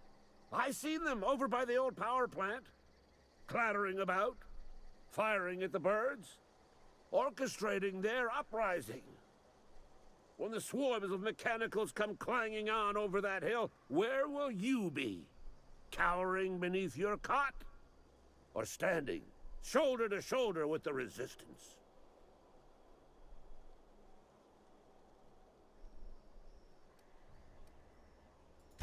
Go on. I'm Ludwig Miller, Associate Security Officer for Transportation. Officially, unofficially, strictly between you and me, I am the only thing standing between Edgewater and total annihilation. I've been gathering up a war chest over the years. Saw tuna cans, mostly, some Spacer's chaw, few bit cards. I'll reward you for your aid.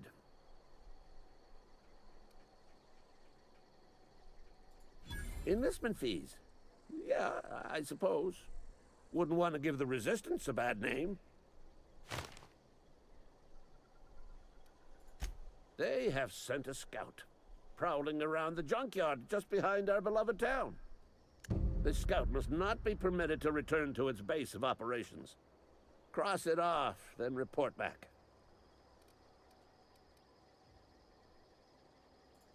Mechanicals got a weak spot in their midsections. I think the technical term is, the blue glowy square thing.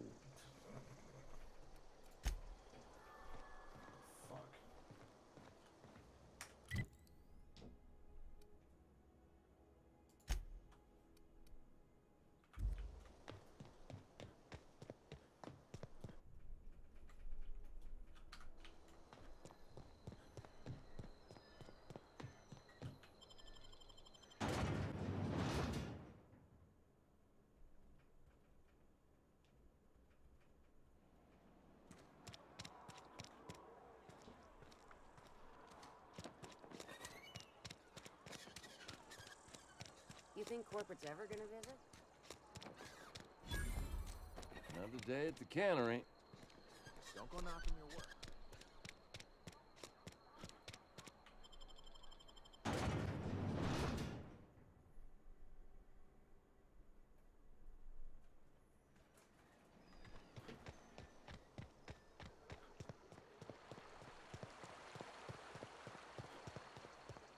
Hey, Miss Parvati. Come for a visit? Not today. Just helping this fella. Lovely to see you about, Miss Parvati. Things going all right, Silas? Been keeping him careful and true, miss.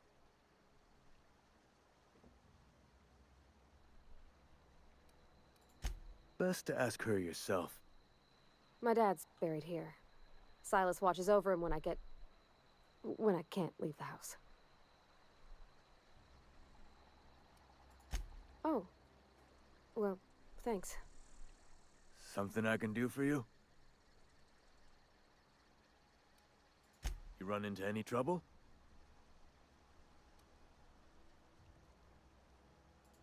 Reliable work from a freelancer. That's gonna take some getting used to.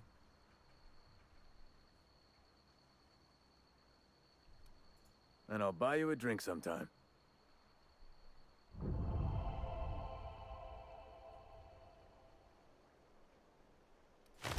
Oh, suppose you've earned it. One good turn deserves another.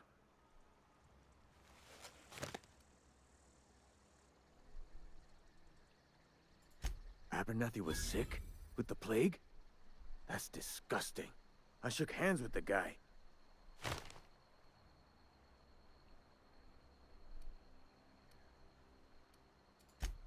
What? No. If I knew he was sick, I would have had him reported. I needed his fees because of his name. A, for Abernathy. He was at the top of my list, you see? Yeah?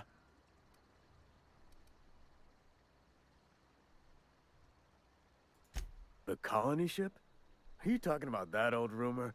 Some great big starship packed full of colonists what got lost in the aether never to be found again? Ain't heard that one since I was but a stripling. Can't say it was terribly convincing far as rumors go. There a reason you asking?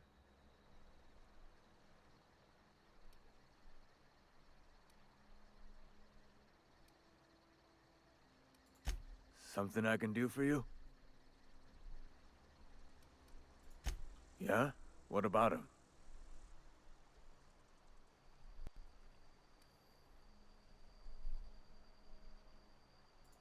Well, yeah. It's what I'm contractually obligated to do. What's this about?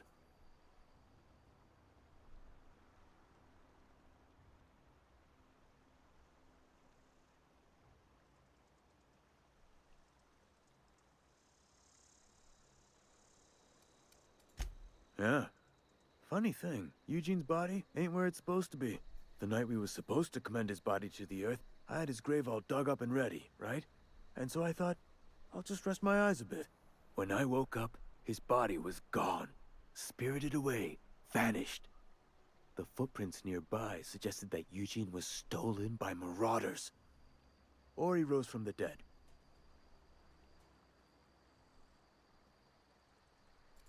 Let me know if you find anything.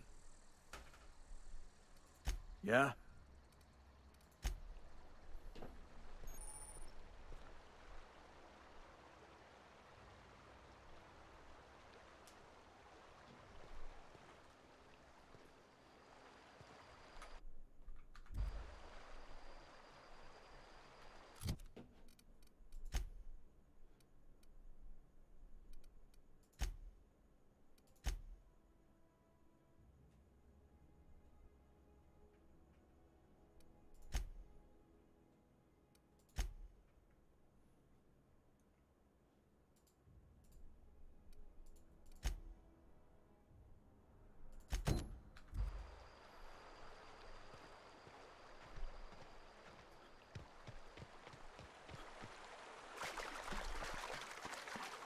I used to skip rocks in the river till Constable Reyes ticketed me for unlicensed terraforming. What? I think she was jealous. She don't know how to skip rocks her own self. What the fuck?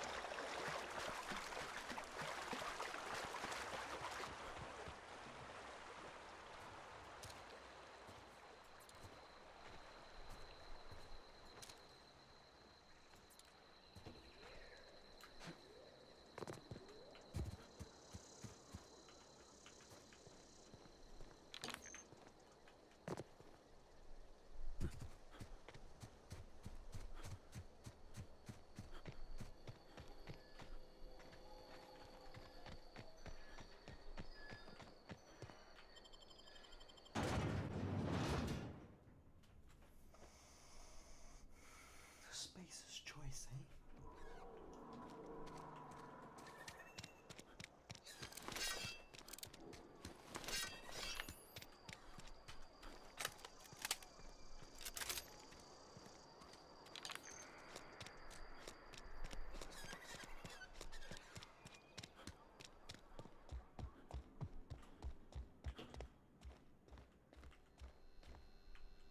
Any progress on that matter we discussed? Wonderful. This is fantastic. Well worth all the sacrifices I... Wait. What the fuck is this? Is this French? I can't fucking read French. It's a law-forsaken joke is what it is. French. Ha! I was so high and mighty, preaching to the yokels about following the plan, while fighting it at every turn.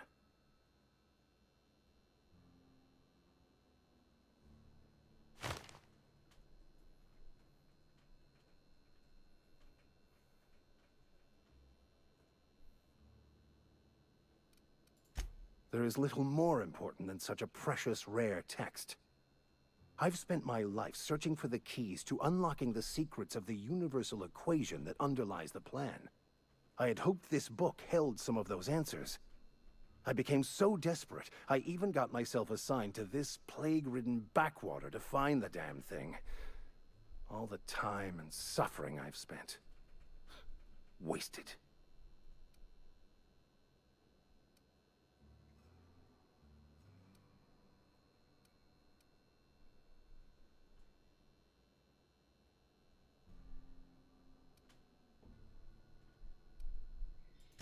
Please, those dolts? Nothing could be more excruciating than discussing the true nature of reality with people who have no interest beyond their next Aetherwave program. But that's neither here nor there. What I need to do now is to find a translator, obviously. But to do that, I'll first need to secure transport. You have a ship. Perhaps I could make myself of use to your crew.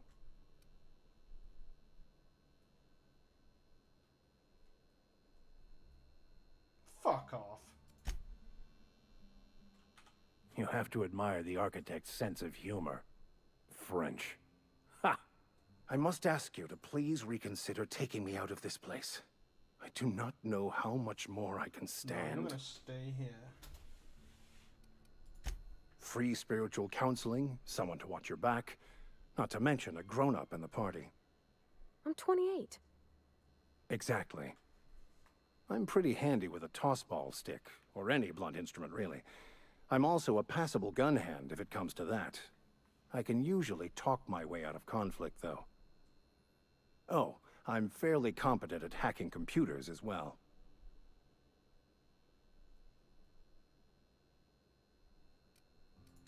Of course.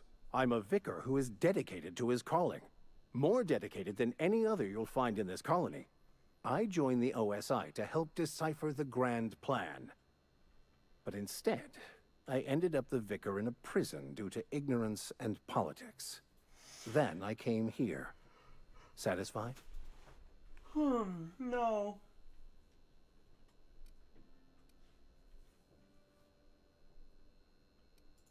It's the journal of one of the originators of the Philosopher's School of Thought, though it would be more than a century before it was perverted into that belief system. Philosophism's a false religion that stands in contradiction to almost everything we know to be true. They believe all is chaos, in stark contrast to OSI's belief in the plan. But most of that came later. Bakonu had some interesting theories about man's perception of reality that I thought could be applied to our attempts to decipher the plan. Most laypeople are not aware of this, but we've not discovered any new insights into the plan for a long, long time. I had an idea that we should welcome the truth, no matter where we found it. I had the worse idea to share my thoughts with a superior. And that's the long and short of it. So, what do you think?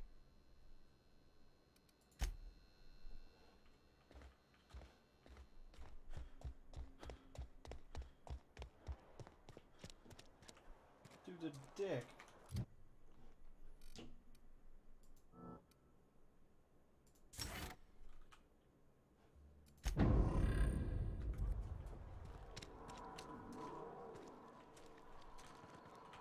Yeah, huh? That's on account of how I never met her. She was in another division of the Spacer's Choice family. She worked in the Vale a few months, sorting the cannery computers. Her contract said any kids she had, expected or not, belonged to her office from the time of conception. So when I was born, I got sent here. Wow.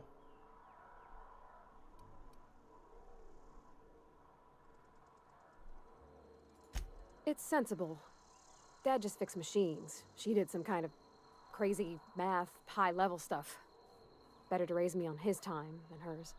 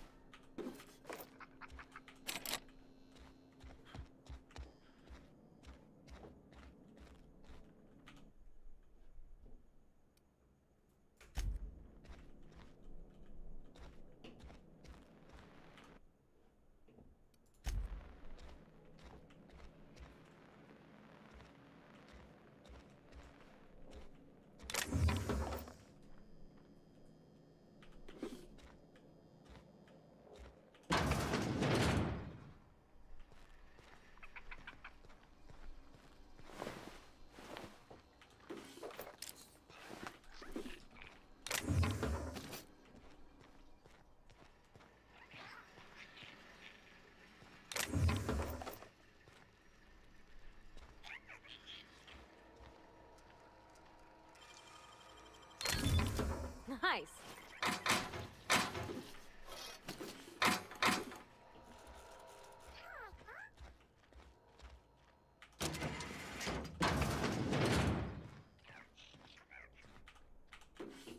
Incoming!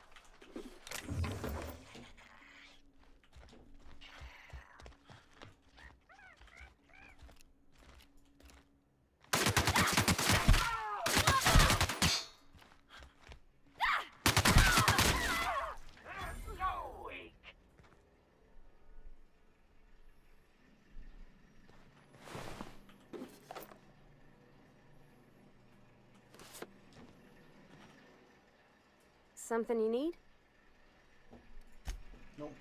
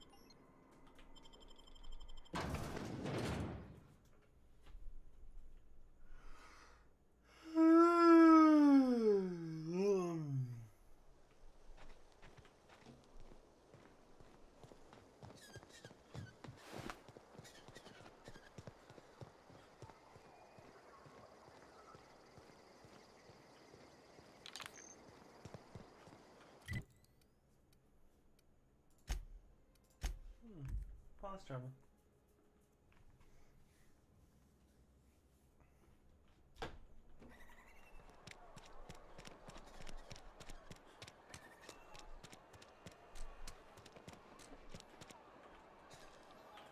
I've got some time.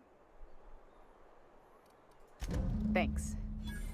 I'll see to it that this medicine gets to the people who need it. Here, something for your trouble. Nothing personal, but I hope we never do business together again. Don't want to make a habit of consorting with smuggler types.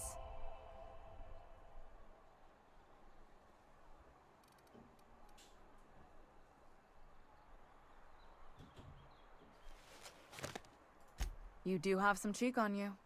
Lucky for you, I kept a little contingency fee in case you tried to negotiate with me. Somebody deserving. Silas on account of him being out in the cold. Amelia seeing how she's around people all the time. Anybody in the sick room?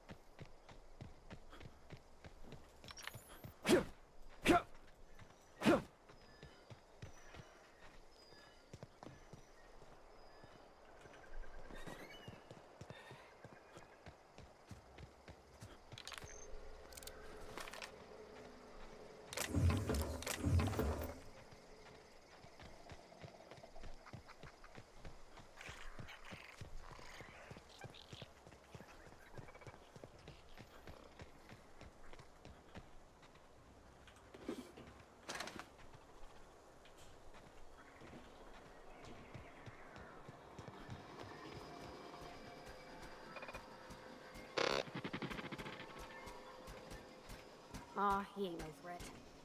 Bet I could fix him up smart.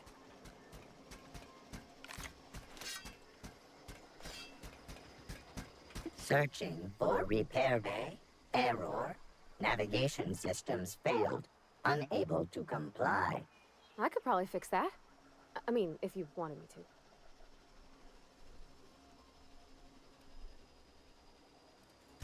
to. Yep, I see the problem. His nav mod got dislodged. Must have taken a tumble. Just gotta give it a good push and wait for the click. There we go. Jeremy's good as new. Well, new by Spacer's Choice standards anyhow. His name's Jeremy, by the by. Navigation systems operational. Optimal path toward repair bay detected. Initiating self-diagnostics.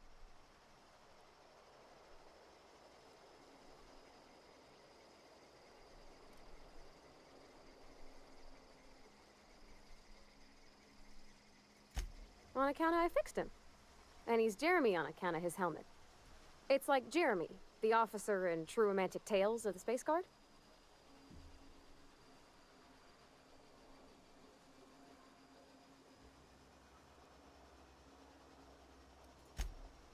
Surely. I make a point to watch every Tuesday night. Be more careful out there, Jeremy.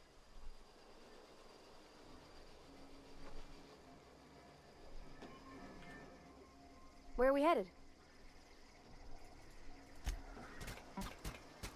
Self-diagnostics initiated.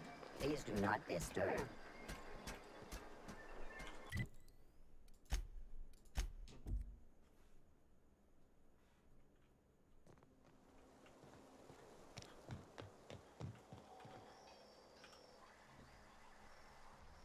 Bring us honor, soldier.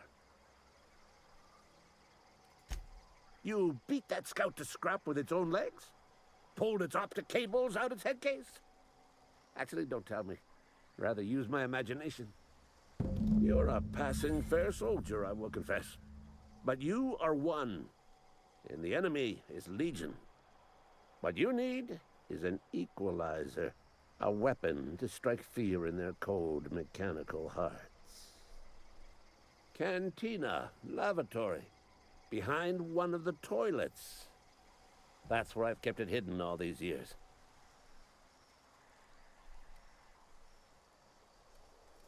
Sharp, ain't it? The lavatory is the very last place a mechanical has need to enter. Thank you for the follow, Red Spartan. On the double, soldier. Don't want the bartender poking around in there with a mop.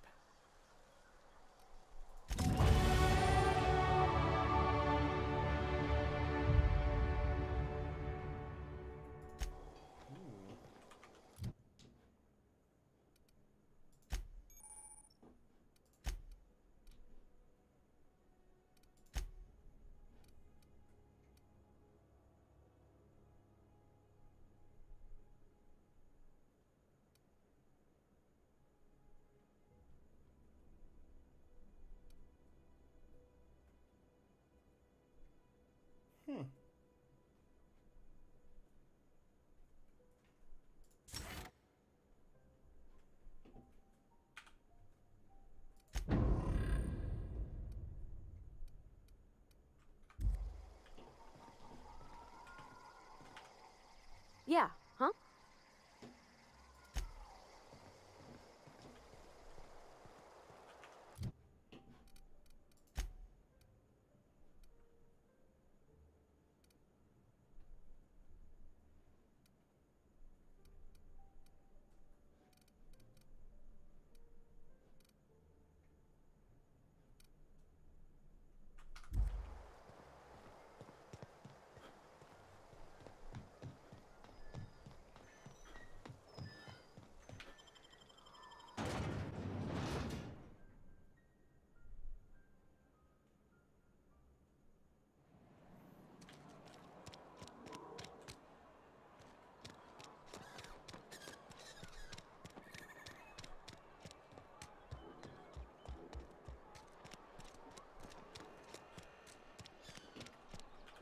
I appreciate what you've done, but we shouldn't be seen together.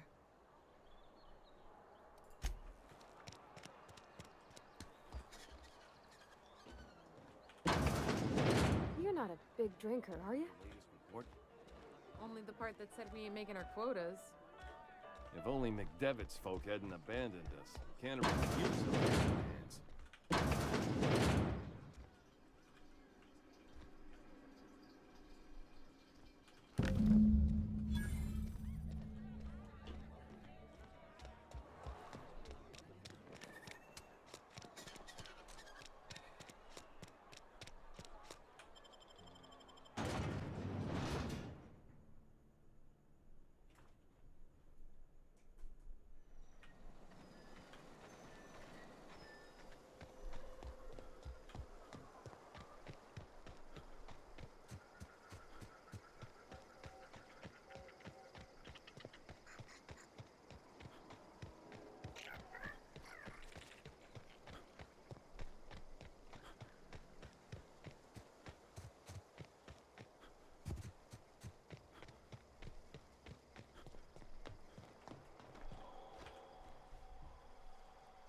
Bring us honor, soldier.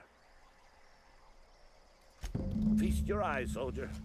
This here's a genuine Spacer's Choice injury customizing unit, designed to deliver a lethal blast of electrical discharge. I call it the Hand of the Law. You ever want to see a mechanical flailing around like a grounded fish? You stick a couple thousand volts in its guts. With compliments from old Ludwig. There's a workbench right through this door. Attach that unit to your favorite weapon and go forth into glorious battle. Time's come for you to journey down into the black heart of the enemy's camp. I'm talking about the old geothermal plant. Unfortunately, the old plant lies outside my board-given jurisdiction. You'll need to get a passcode from the boss, Reed Thompson.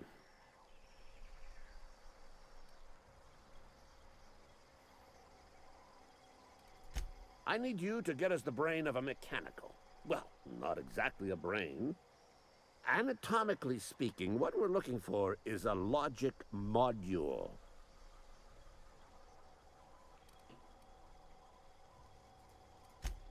Don't tell anyone, all right? I've got a contact. A real expert in the inner workings of the automaton. We are gonna rip those mechanical secrets right out of their circuits. What is? What is what? This?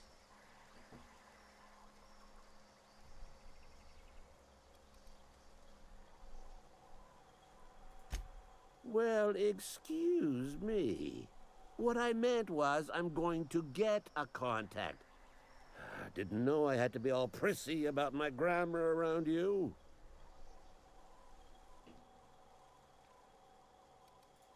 There's the rub. If a mechanical breaks down, the logic module fries. So you can't rip one out of its corpse. You're gonna have to find an intact model somehow.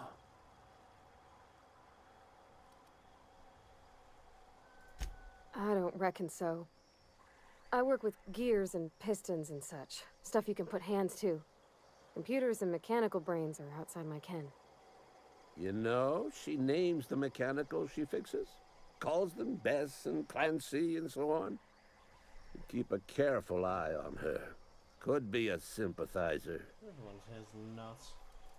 If you die horribly, I will pour out a can of 0G to your memory.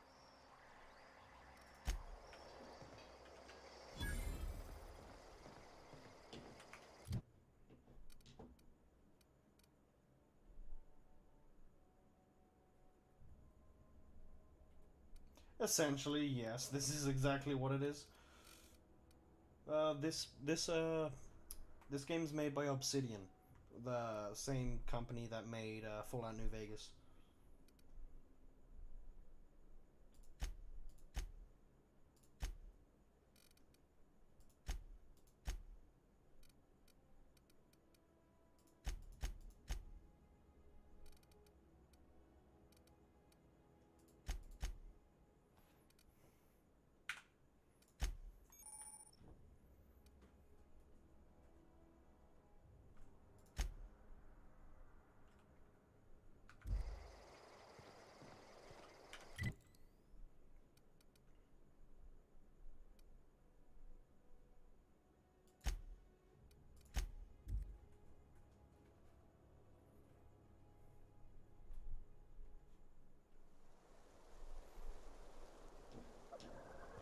How are you, Israel?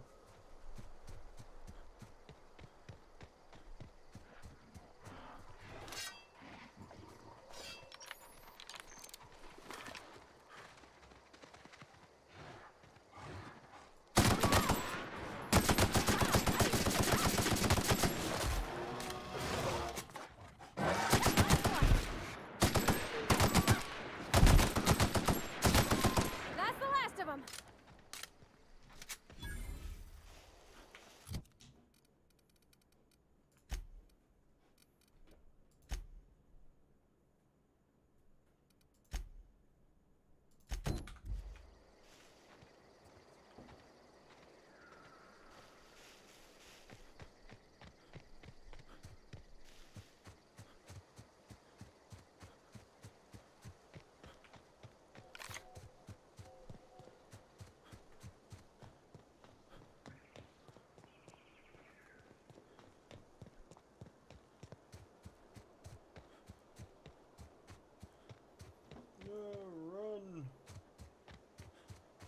wonder if you could have multiple companions.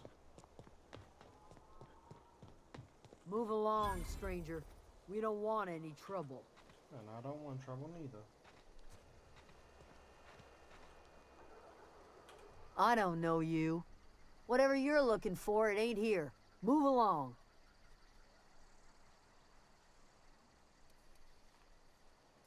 Answers, huh?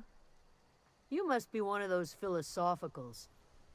Already got ourselves one of those.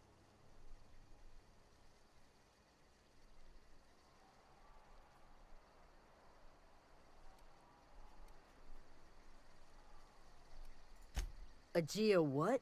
Look, plants ain't my purview. You're better off asking after Adelaide. If you're gonna start wandering around my camp, know that I got my sights on you. Over in the hothouse, tending crop. Enough with the questions. No offense, but I've got a lot on my mind. No, this is a single player game.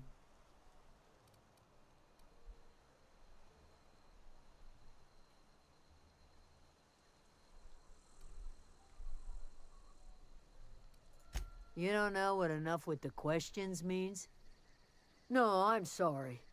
That was unworthy of me. Lady named Zoe went missing some nights ago. Just up and vanished without a trace. Now I'm pacing around wondering if marauders got to her.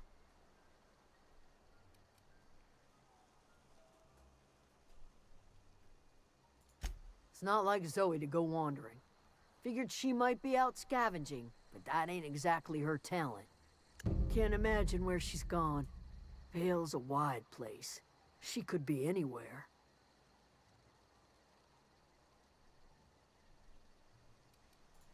Appreciate it. Honest. I'll tell you what I can. Vex me. If she told anybody, they ain't telling me. I'd check her room, but I got yelled at for snooping once already.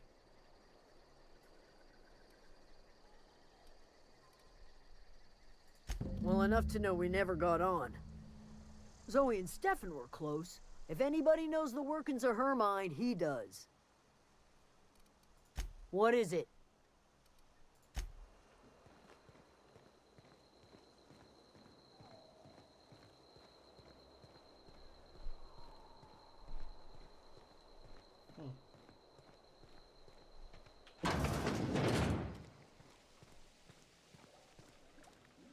Oh gosh, it's so pretty. If you're hungry, there's meat turning on the spit outside. If you're bearing illness, find a place to lay your head down and I'll fetch you a poultice. Whatever your troubles with Edgewater, leave them at the gates and be welcomed here. Any questions, dear? I have been called that, among other things. Green Thumb, grandmother, the strange old lady who keeps flowers. But yes, Adelaide will do just fine. Excuse me, Miss McDevitt? Sorry, it's just... You got such pretty trees in here. Why, thank you. You're Robert's girl, aren't you? I remember when you were but a sprout. Thomas speaks of you often. Are you staying long? You should try some of my tobaccorn tea. I brew it in an old spittoon, but it's been cleaned.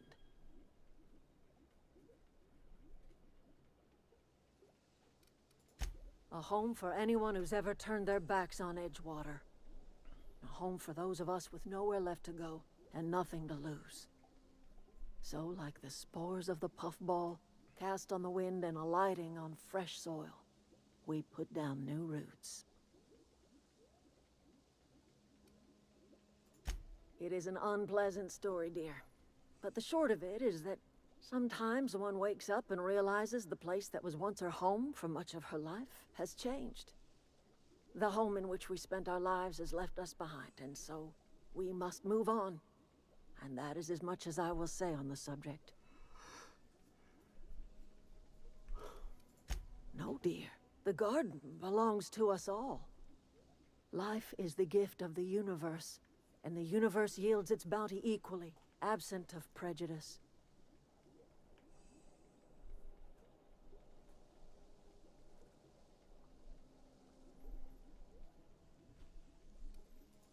The soil around the Vale went sour years ago, but I found a way to sweeten it back up. The secret recipe is a little bit of elbow grease, a dash of love, and a heaping pile of special fertilizer. Reed Thompson, you here on behalf of that cold-eyed reptile? Let's hear it. What's Reed's idea of peace, then?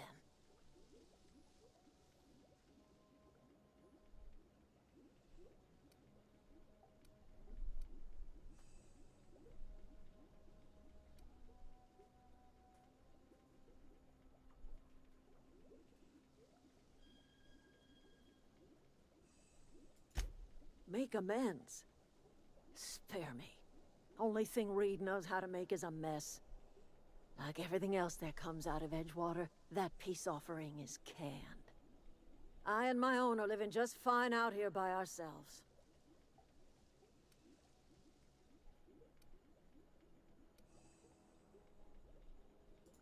He would do such a thing. The question is, why would you agree to his plans?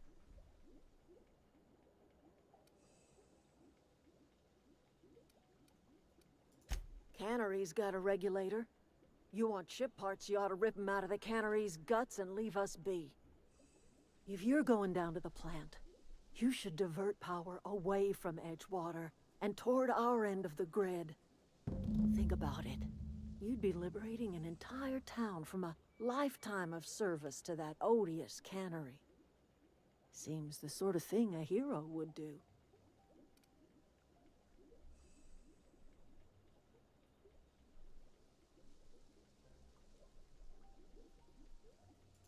You've seen that miserable excuse for a town with your own lamps.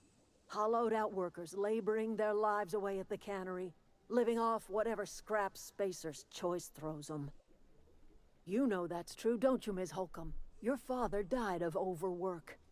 His heart gave out. He was tired all the time, sure, but he was old, ma'am, and he raised me all by his lonesome. Look what they did to this child. Lost her family to the company, and still she defends them.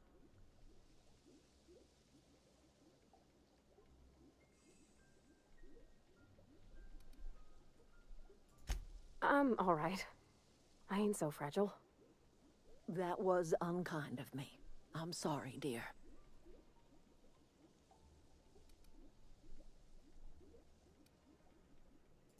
Life in Edgewater grinds to a halt. The cannery shuts down. Workers desert in droves, and our own little camp grows and thrives.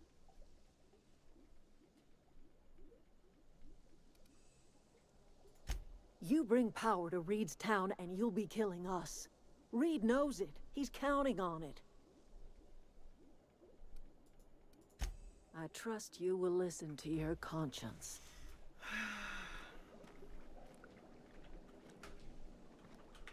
Yeah, huh?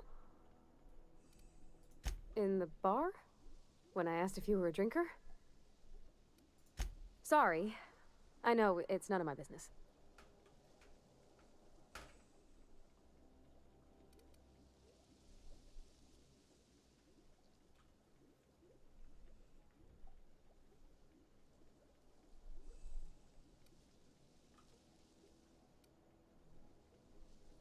It's not like I think it a failing, mind. It's just I live right across the road. Most nights I watch folks out my window. When they come in here, they might be happy or sad. Mostly they're tired. When they leave, they're mad at themselves. Or they stumble into the alley and I listen to their hearts breaking.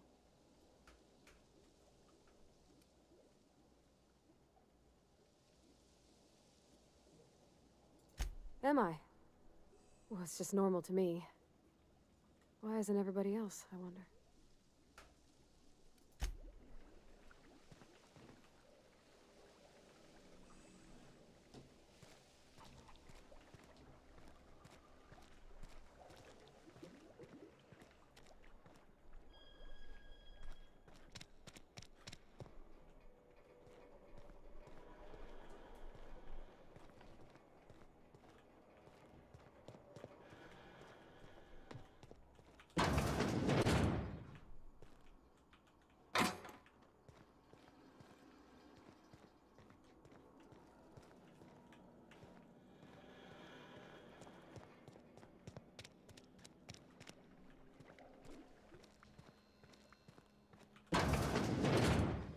Oh, that's Thomas. He used to follow me around before he left the cannery.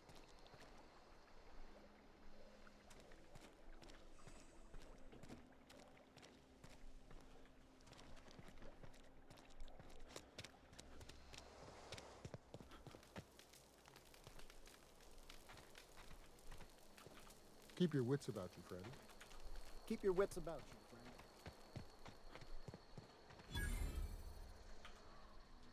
Oh, didn't see you there. I was just occupying myself with a little engineering. Whoa, Miss Parvati. Hey, you're, what, how are you? Hi, hello. Are you, are things safe out here? How are you keeping? Great, just great. I've been trying to keep stuff running, just like you. Only I'm not so... Wait, they didn't kick you out, did they? Oh gosh, no, I'm just along with this fella here. Are you from town? I mean, you don't exactly look like you're from town.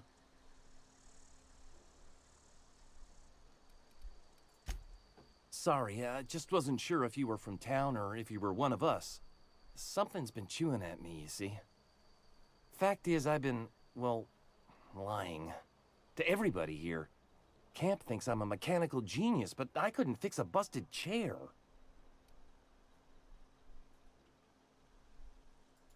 I'll take all the help I can get. I set my mind to learning the craft of the engineer, you see. I want to make something of myself. You ever heard of the Young Spacer's Guide to Mechanical Engineering? Comes in a set of 3. If I had my hands on one of those data pads, I could teach myself the ins and outs. Those are good. My dad kept a copy with him when he was working in the cannery. I know the old community center kept a copy. Should find another one back in town. If you could find me even one of those pads, I'd be greatly obliged.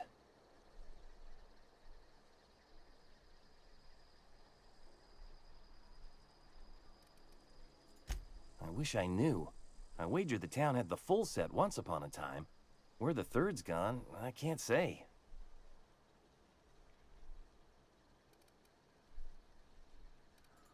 Would you? I'd be grateful.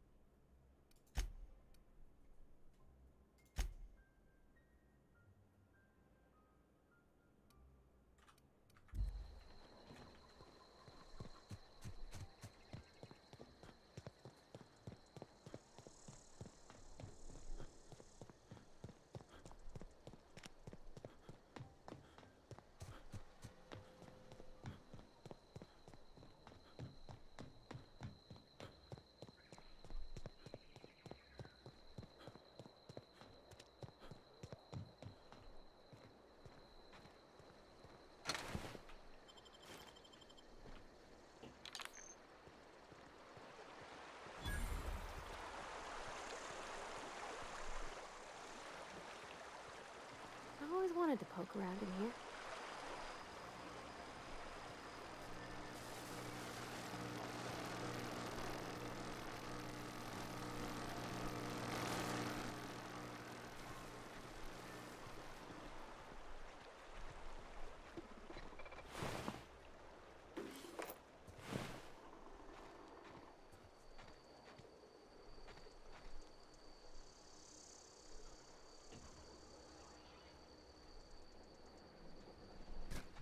Halt performing. Incoming!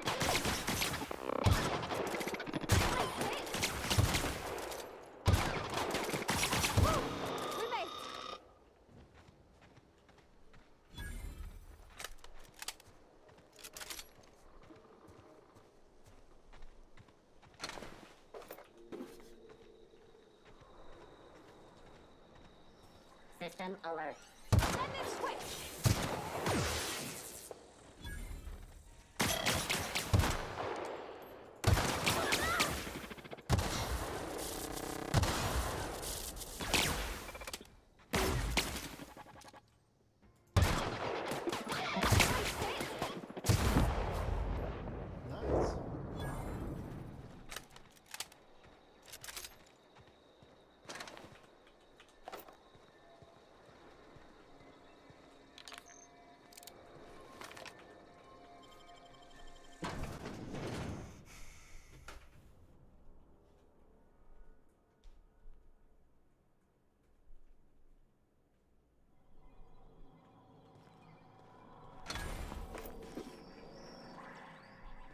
The control room should be off to the right.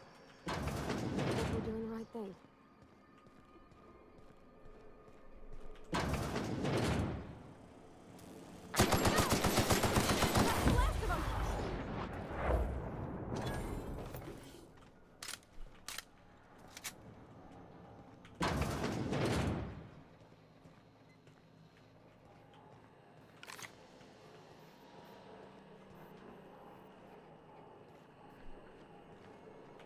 Where are we headed? He's just interested in fixing stuff. He always used to follow me around, asking me to explain what I was doing. Like a puppy, kinda.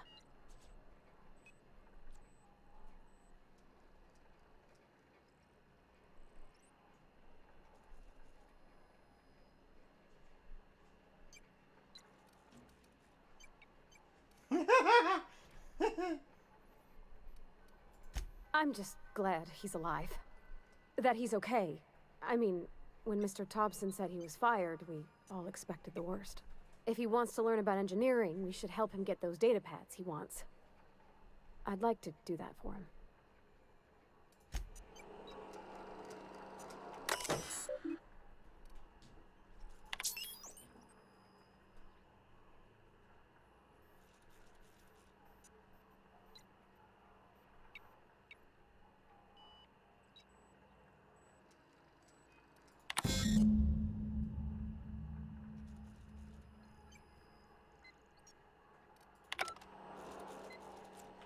Where are we headed?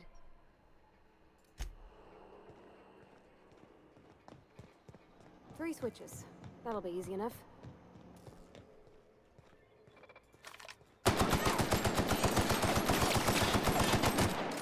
Wrong set. Everyone all right?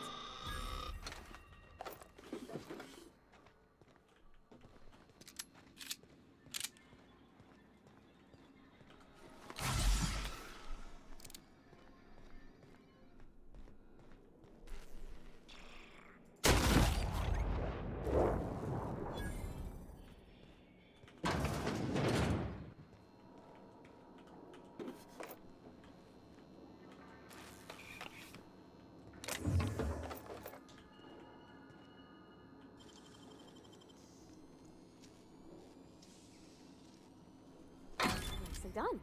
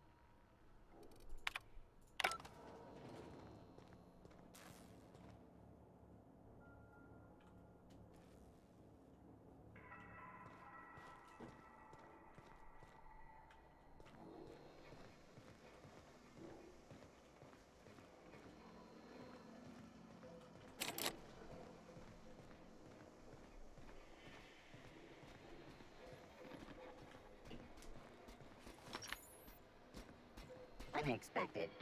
Watch out! Ready for trouble. We did it!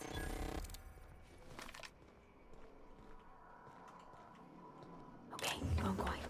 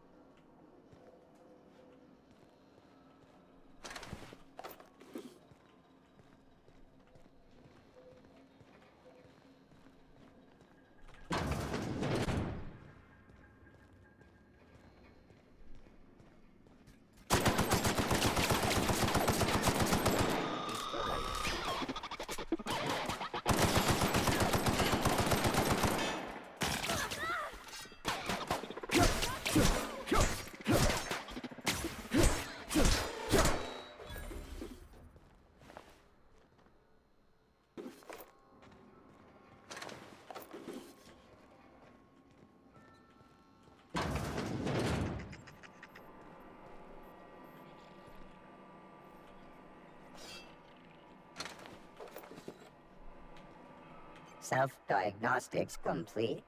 Navigation systems operational. Combat systems operational. It's not the best choice. It's the spacer's choice.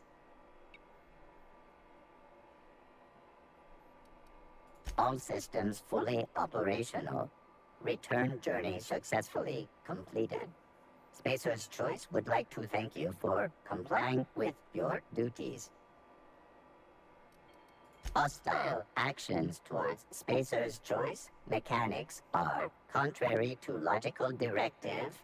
Conclusion: all hostile automechanicals must be defective in compliance with Spacer's Choice policy.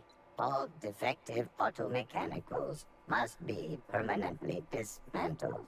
Please allow me to assist.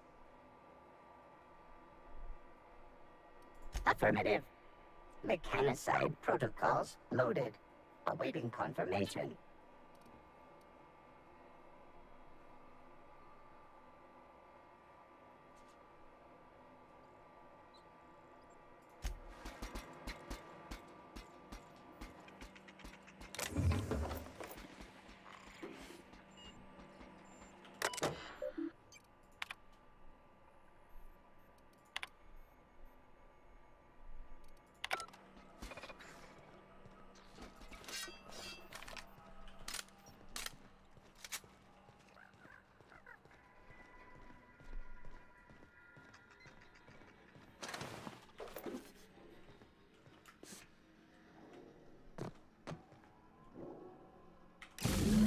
Two more.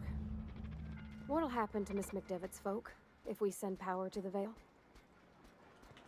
Where are we headed?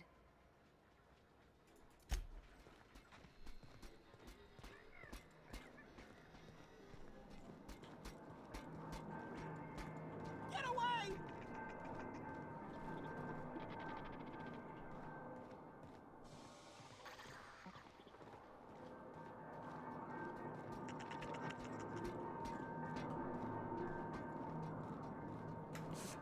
Get away!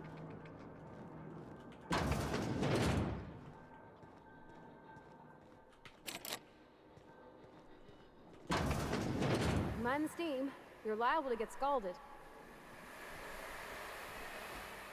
System.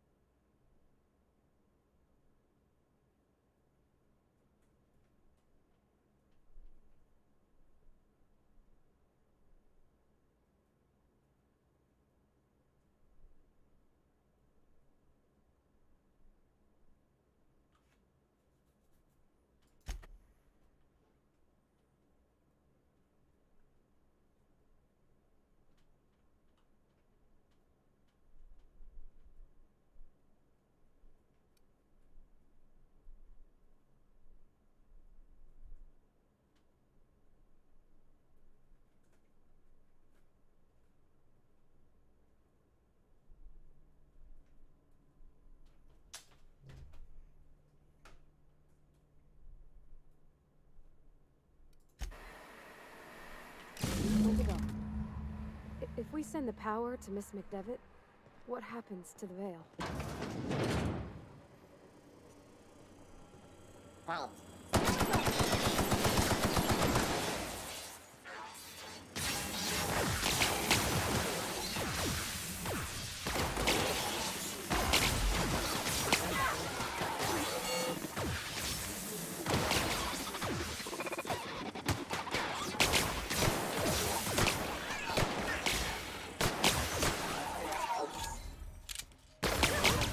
Irregular security actions.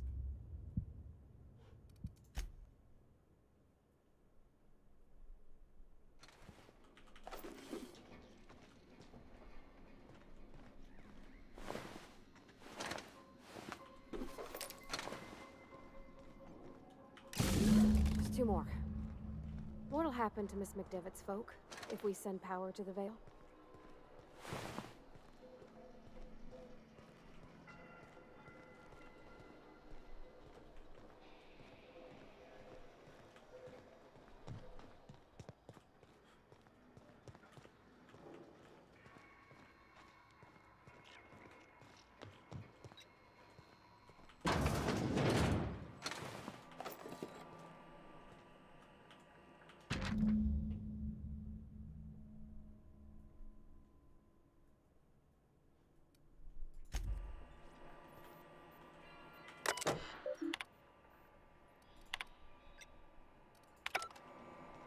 Self-diagnostics complete.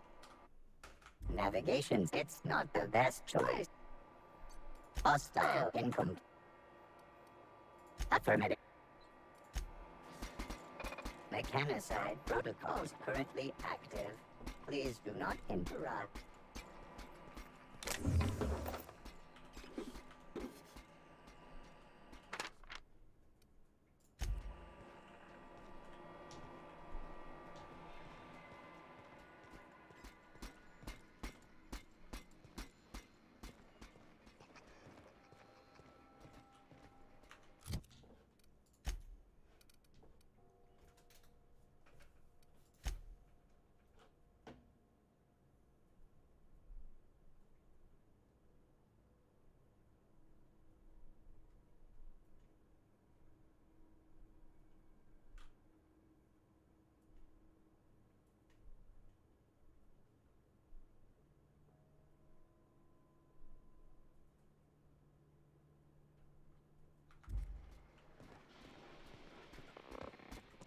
Mechanicide protocols currently active. Where are we headed?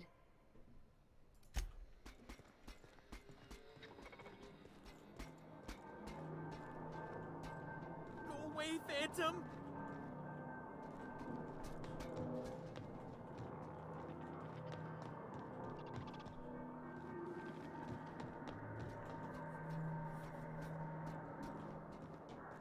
No, just leave me alone!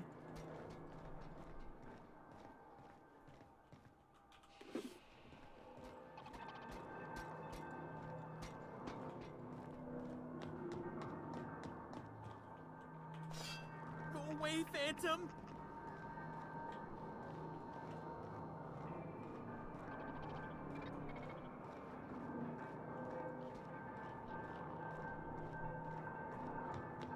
No, just leave me alone!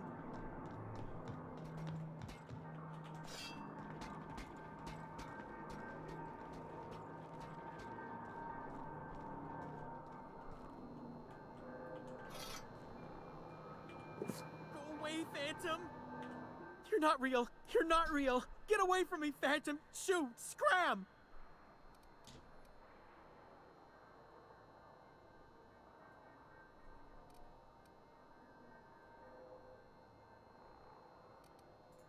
You can talk? The Phantom's never talked before. Oh, I knew I shouldn't have eaten that sprat raw. See, Higgins? This is why you must always boil your sprats before ingesting.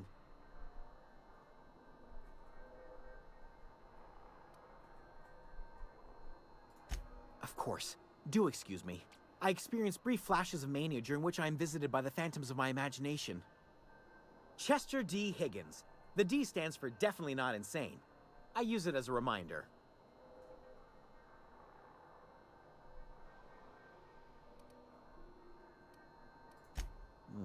Hard to say. By my reckoning, Higgins has been here somewhere between 2 weeks and forever. My recollection's a touch fuzzy these days. Oh, Higgins has been many things over the years. Sprat Wrangler, Saltuna Critic, Aetherwave Personality, Chairman of the Board, Galactic Defender, Sisty Pig Tycoon. I've come a long way for someone who started off as a simple engineer right here in this plant.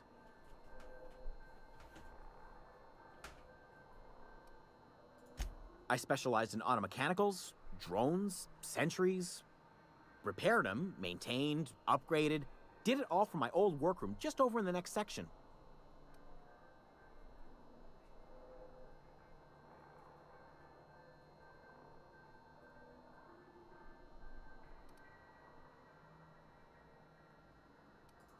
Mechanicals lost their bolts. Opened fire on anything that moved. It was pandemonium.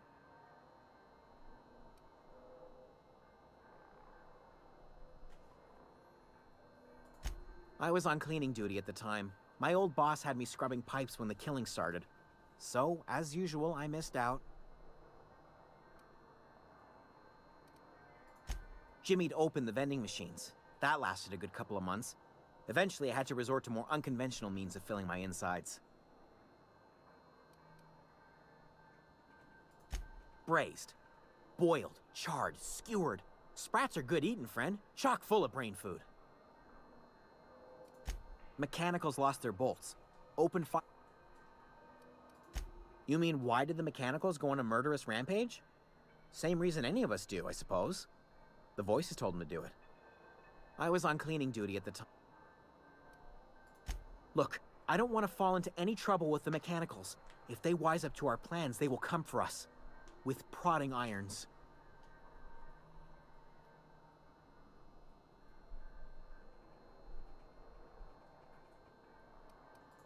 You know, you remind me of myself back when I was an intergalactic adventurer. I discovered a flaw. Their hostility levels were hardwired to maximum. There's no changing that, but you could rewrite their targeting protocol so they attack each other instead.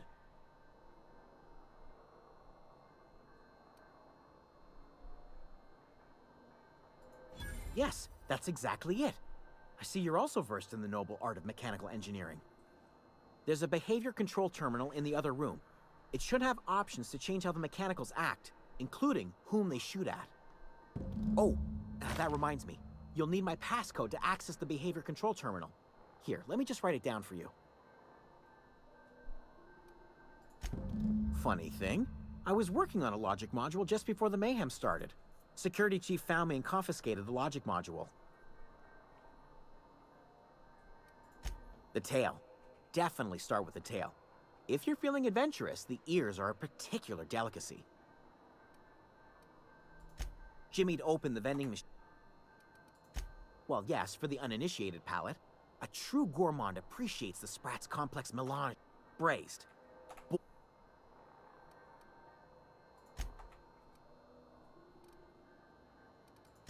Oh,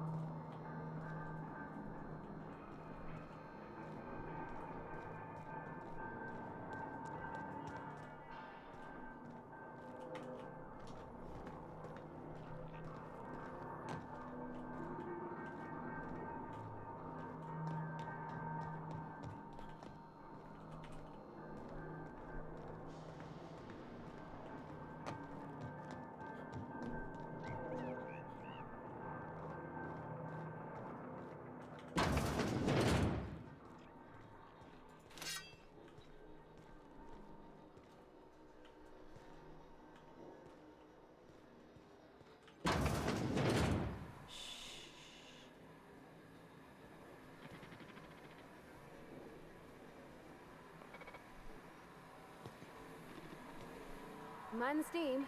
You're liable to get scalded.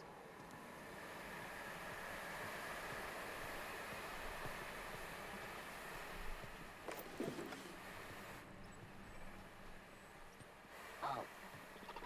Investigating. Oh! System. Sweeping the area.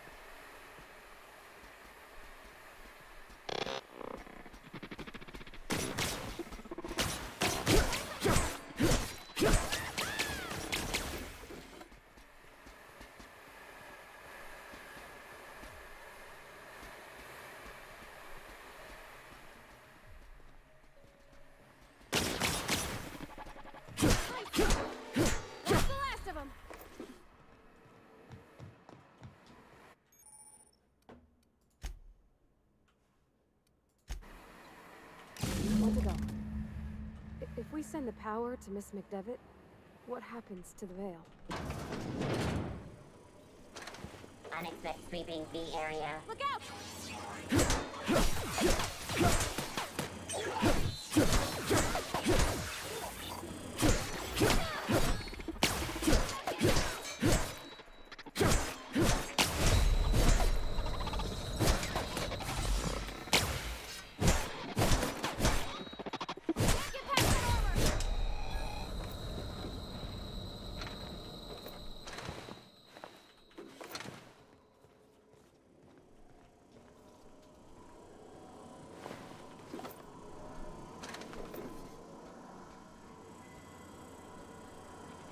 Beginning.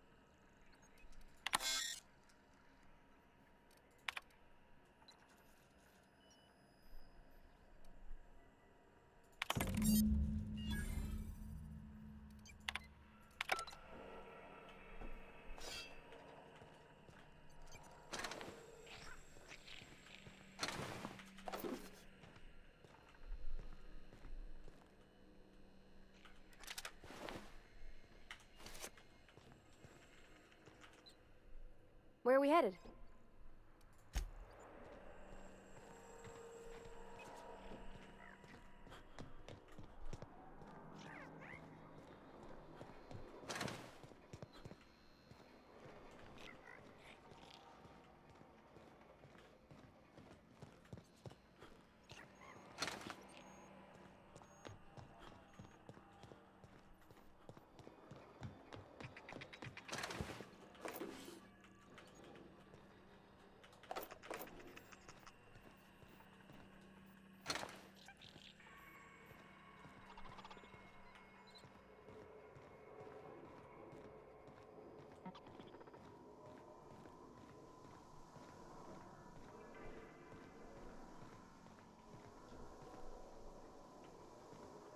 Processing.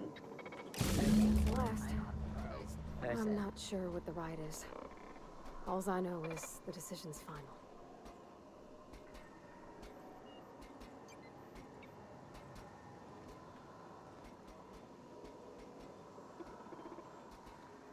Here they come!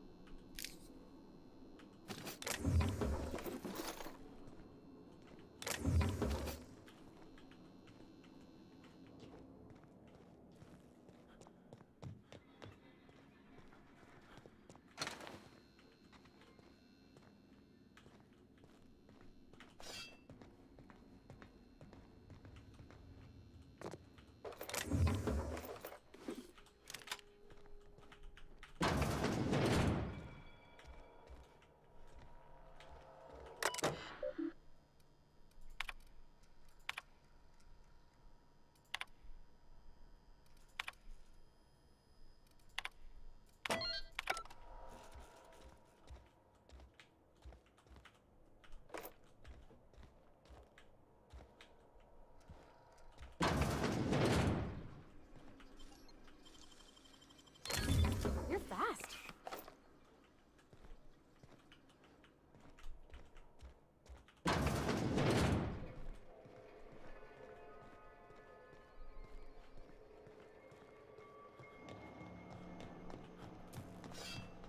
Once we do this, there's no going back. Hey, mister? Look, I know you want your power regulator and all, but I just gotta ask you. Do you understand what you're about to do? I don't think you should cut off Edgewater's power. I think it would be cruel. I'm sorry. That just sort of came out all at once. Edgewater's hurting. We've been losing workers year after year, and corporate hardly ever sends replacements.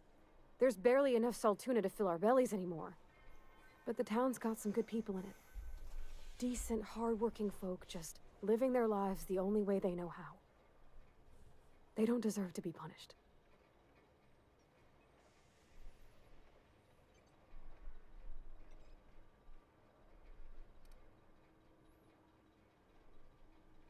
That sure sounds like Mr. Thompson. If he was standing here, I imagine he'd remind us of how we're all one big, happy Spacer's Choice family. In Mr. Thompson's eyes, those deserters are still part of the Spacer's Choice family. The family must work together in order to survive. I hate to say it, but I think Mr. Thompson's got a point. Unless those deserters come back, Edgewater's as good as dead. Cutting off their power might be the only way. Miss McDevitt's built something beautiful. Somehow, she's talked the ground into giving life again. It's plain to see she's made the Vale a better place. Fed the hungry, tended the sick. Gave a home to those that had none. But Miss McDevitt delights in Edgewater's suffering. She wants to hurt the town. Do you really want to be party to that kind of hatred? Sorry, I didn't mean to babble on like that. I felt like I had to say something.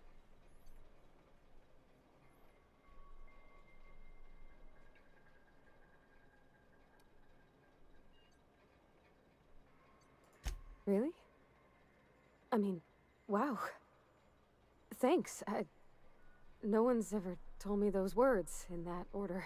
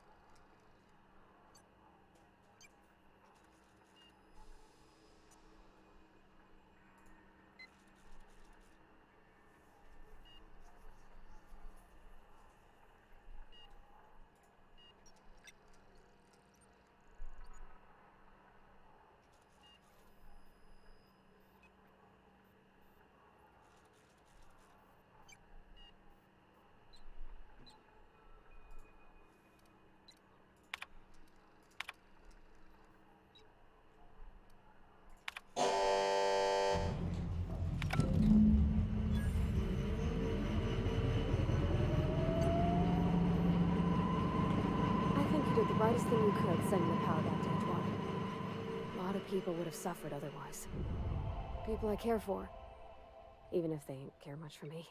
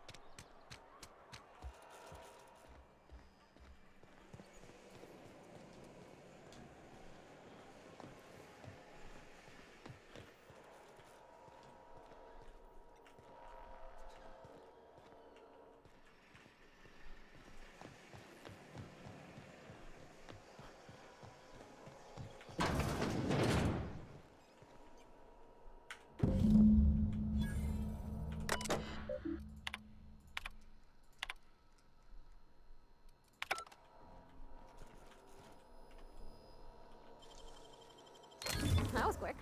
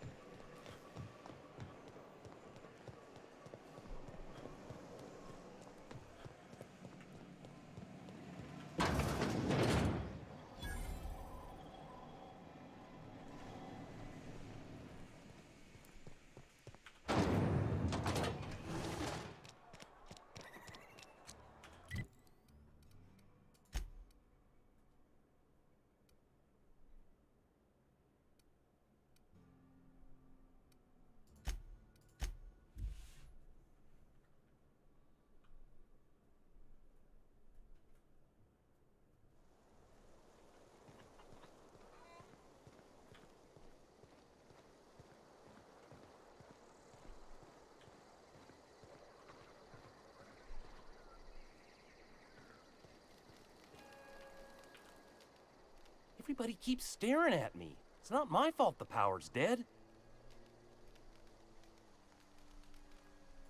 No kidding. Really? Well, which one?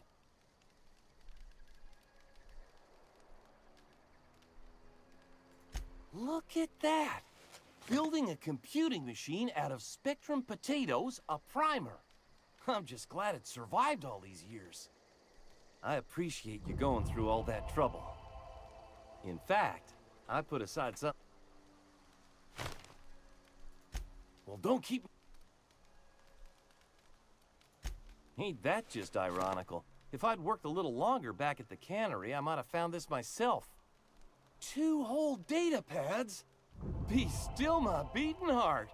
Oh, almost forgot your payment. Well, don't keep me...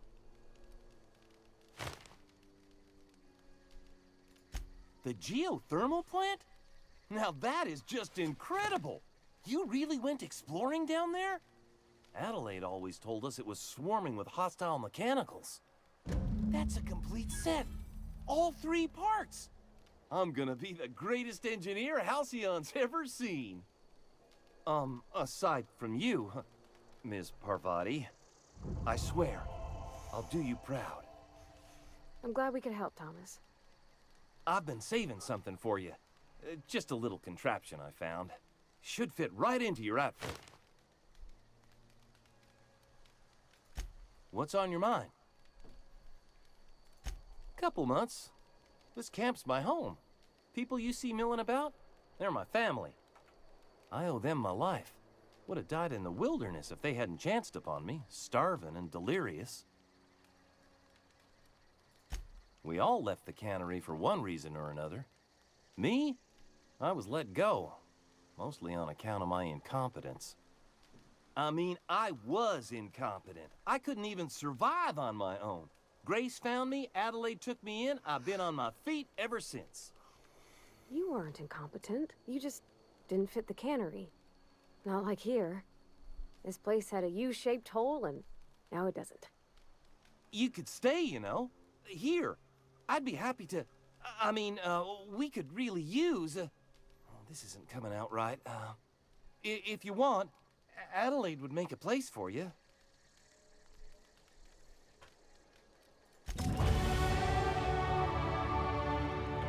Yeah, huh?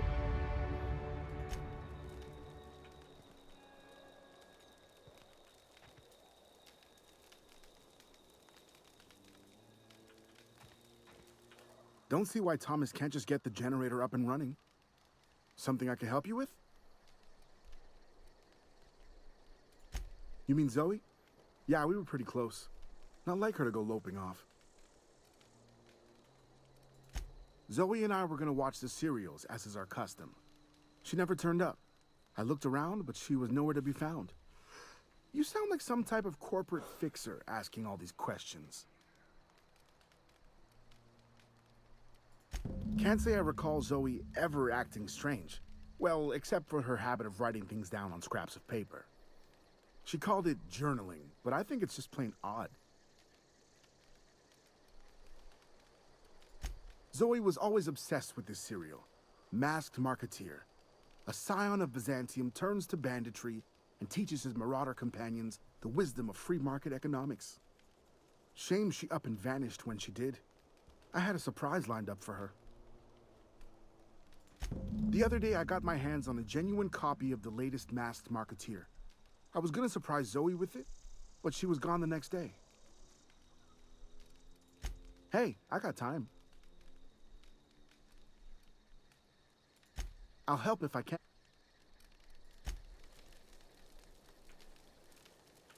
Marauders can't see us in the dark.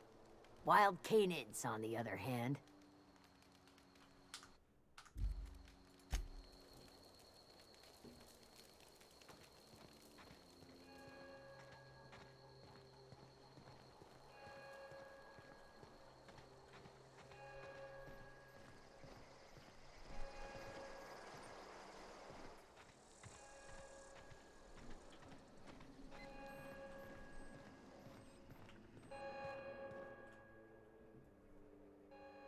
That's the thing about growing old.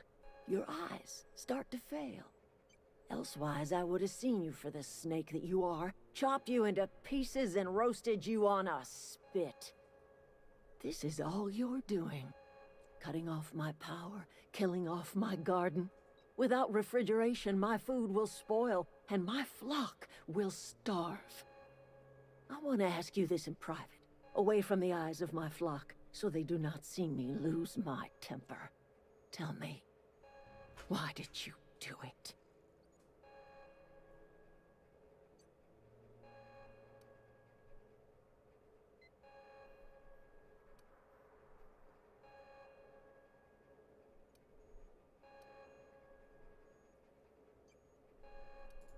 You want my flock wasting their lives in that cannery? Fine.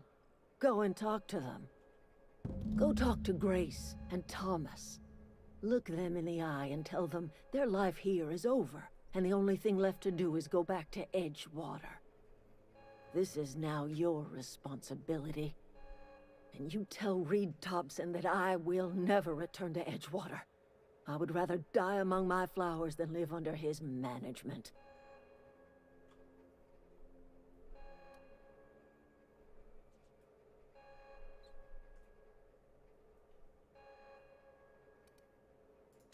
My son worked in that cannery. When the plague started coming, he was one of the first to fall sick.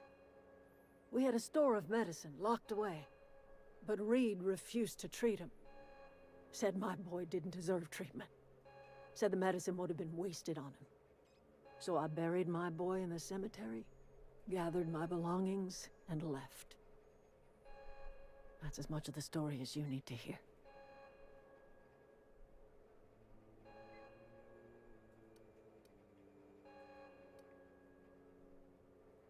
You offering to cross Reed off, huh?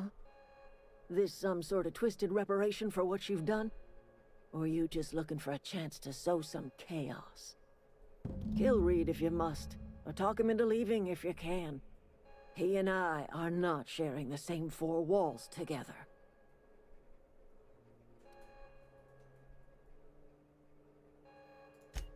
Tell Reed that I can make his people healthy again. I can end their plague. Start a new garden right in the cannery. 3 square meals for every man and woman in Edgewater. Tell him how I've made the Vale bloom again. The soil has whispered its secrets to me, and I alone know how to breathe life back into the earth. The secret is human corpses.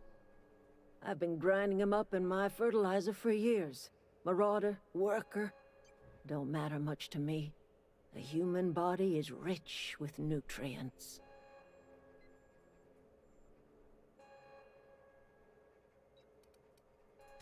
Edgewater Cemetery's got corpses aplenty, enough for a generation's worth of crops.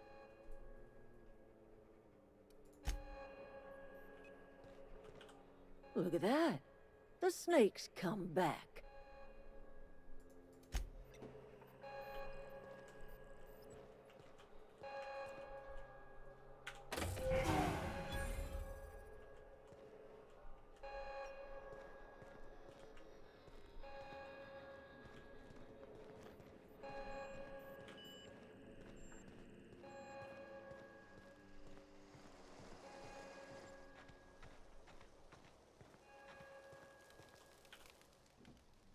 sorry. I'm just trying to figure out what to do is all. I've been thinking about going back. I'm not much use to anybody here. I get sick thinking about working at the cannery. I can't do that again.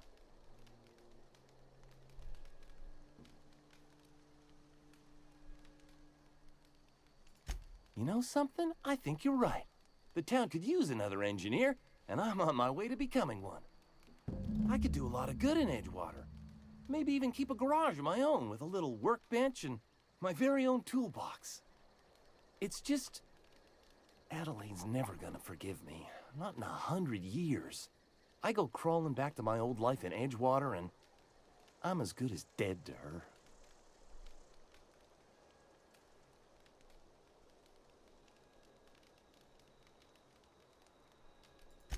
Adelaide hates Edgewater, hates everything Edgewater stands for, hates what that town does to people, what it did to her. We're the nearest she's got to kin. We go back to Edgewater, we may as well have stuck a knife in her heart.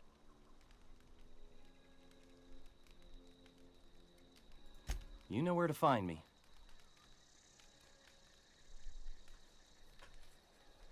I expect we got no choice. Edgewater needs us back, and loath as I am to admit it, we need Edgewater. You okay with this, Grace? Zoe's still out there. Don't much care to leave her unaccounted. If you find her, could you let me know? We'll be waiting in Edgewater. Just give us some time to gather our personals and say our goodbyes. If you run into Reed, you tell him we're coming back, yeah?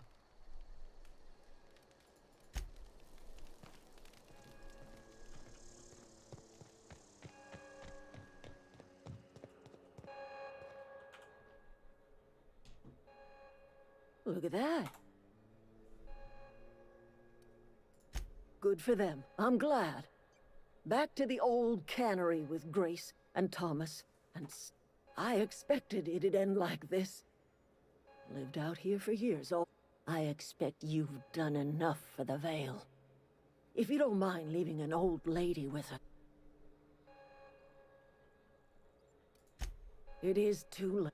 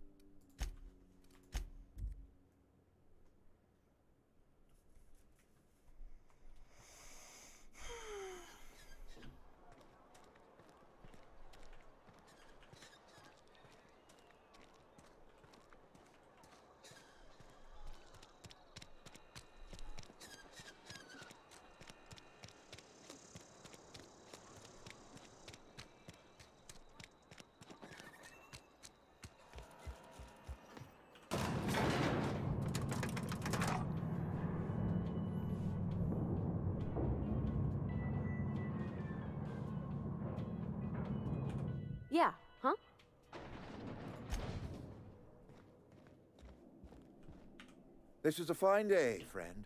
Power flows through our town like a cool stream of water. I trust Adelaide's people have seen their way to reason.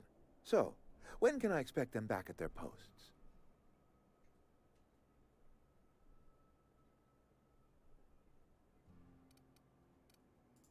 Then we are at an impasse. Stewardship over this town has been entrusted to me by Spacer's Choice. I am not perfect. I have made my share of mistakes. But I have done my best for this town. So pretentious.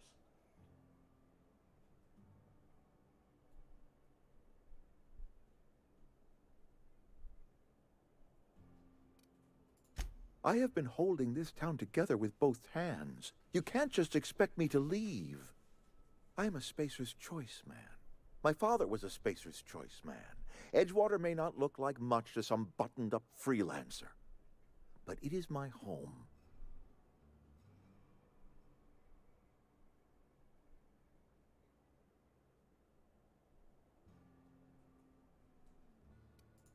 I don't believe you. Plague's a reality of life. Best treatment is a good work ethic.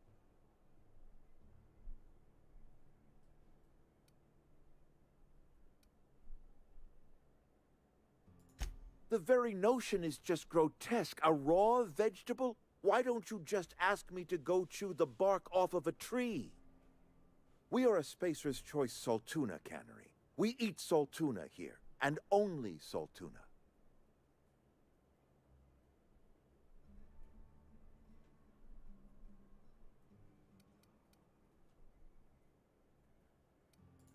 Processed, liquefied, retextured Saltuna rendered in a chemical bath, of course. Well, mostly Saltuna. We've been experiencing a Saltuna shortage, you see. So we've had to improvise. We've added wood chips, some mushrooms, bit of sand, tossed some canid bits in our processor once. It all tastes like Saltuna in the end. Couple years, give or take, right around the time the first wave of plagues hit the town. Now listen, I do not know what pretty rhetoric Adelaide has fed you, but plagues are a simple fact of life.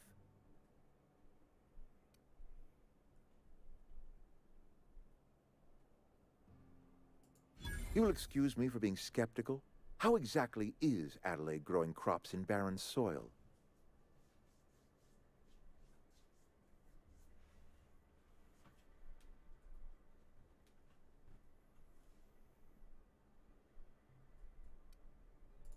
If Adelaide's found a way to feed her people and cure the plague, then she deserves this office more than I do. I won't stand in her way. My life here is ended. Give me a little time to settle my affairs. I'm sure Adelaide will be glad to see the back of me.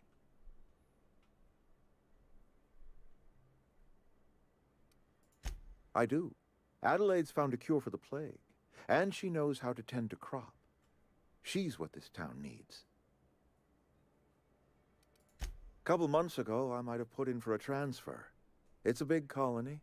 Spacer's Choice has other towns. Now, I couldn't show my face in any of them. No such thing as an honorable resignation. Suppose I could find a place outside the walls, or put in for early retirement.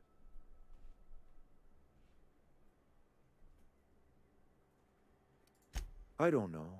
I could see myself lasting a week. I have always tried to do right by my town. It has never been easy.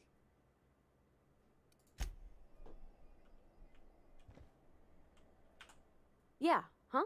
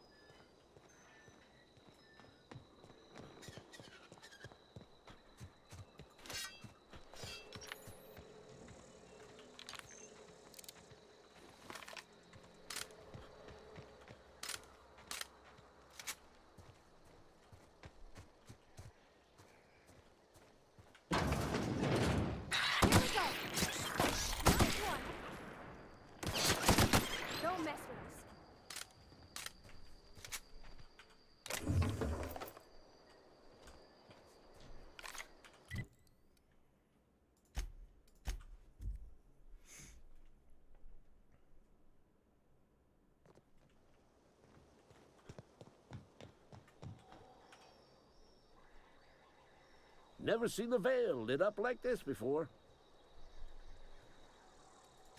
Bang up work, soldier. You're a credit to your uniform. Oh, that reminds me.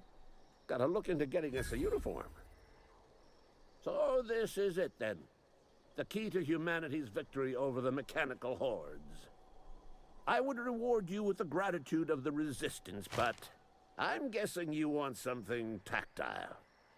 So here's a couple bits for your trouble, and a little something to remember me by.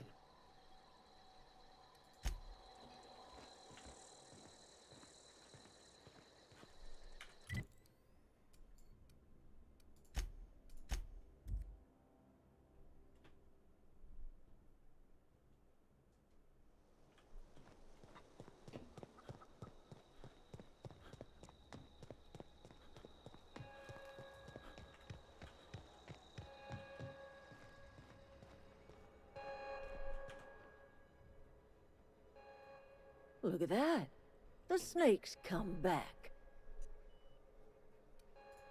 I never thought I'd see the day that Reed Thompson abandoned his post.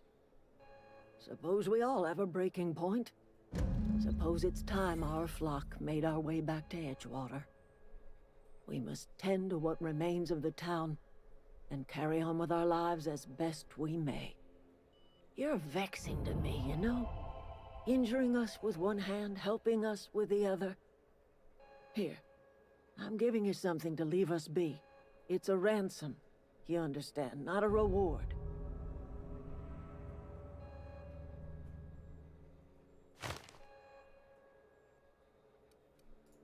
This don't put us on even footing, you understand. But it is a start. I might turn that old cannery into a garden. Got ourselves a whole cemetery bursting with bodies. I need some time to gather my personals. Long walk back to Edgewater. Got a considerable burden to carry.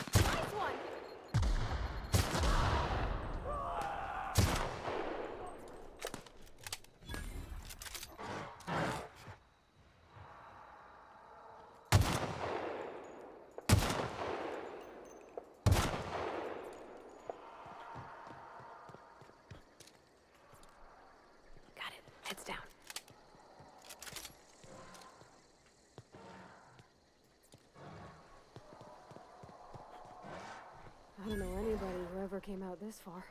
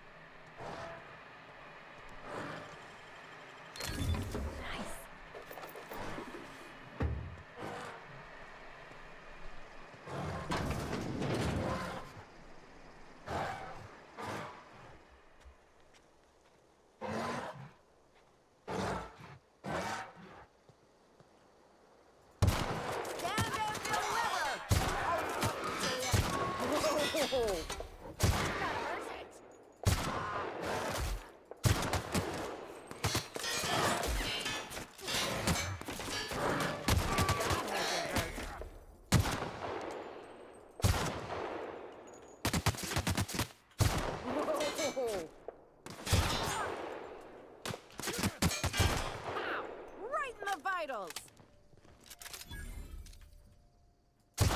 Ah, no encore?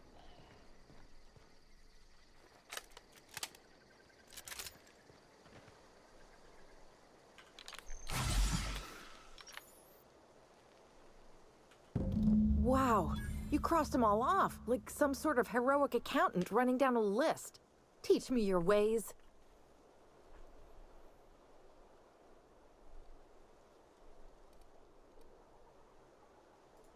Oh, well that's a shame.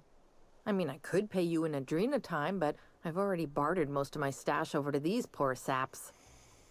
You, on the other hand, you were a sight to behold. If I had half your skills, I'd be the greatest outlaw the coast has ever seen.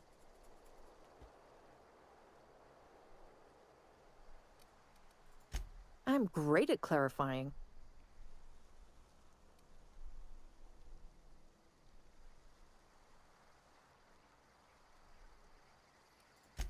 I don't know. The vital processes that constitute the miracle of life are mysterious and unknowable. Oh, you mean around these guys? The Marauders wouldn't hurt me. They love me. I'm practically their queen. Yeah, must be my natural charisma. I may have bartered them a few boxes of Adrena time, but yeah, I'm sure that's got nothing to do with it. No. I insinuated myself into their company, see?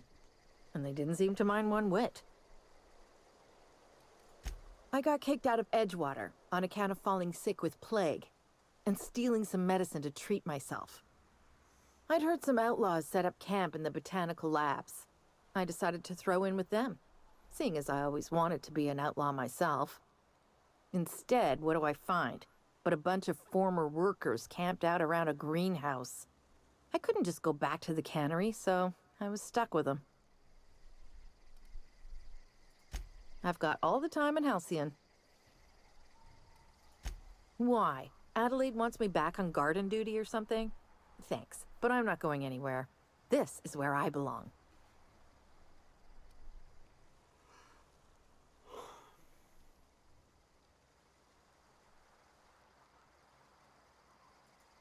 I doubt that. Nobody in that camp really cared about me.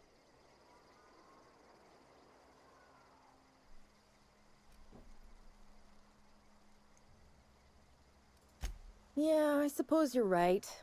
Also, he could carry on a conversation, unlike these hooligans.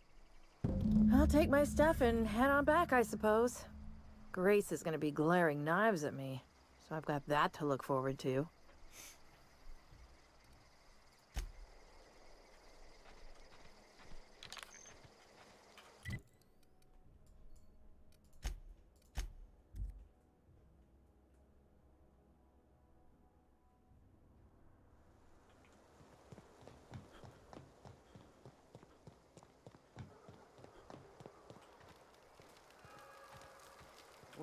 I'm not in the lightest of humors right now.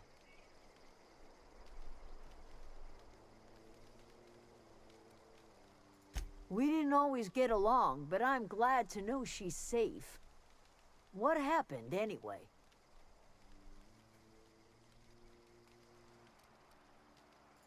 You pretty much did my job for me.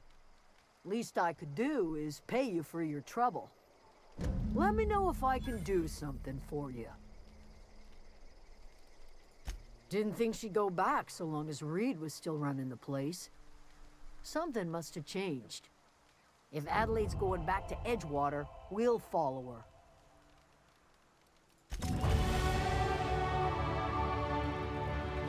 Zoe says she fought her way out of a marauder camp with her own bare hands.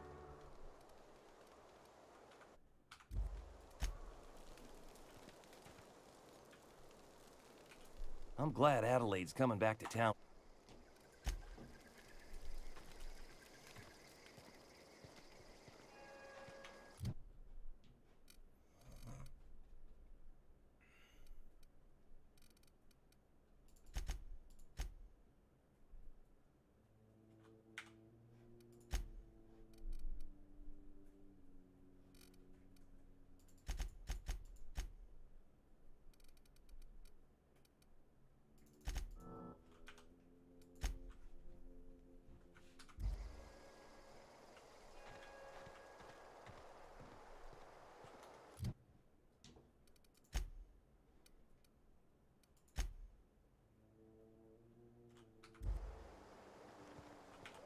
That was a good thing you did, Captain. Helping to bring the deserters and Edgewater folks back together. I hope you rest well on that.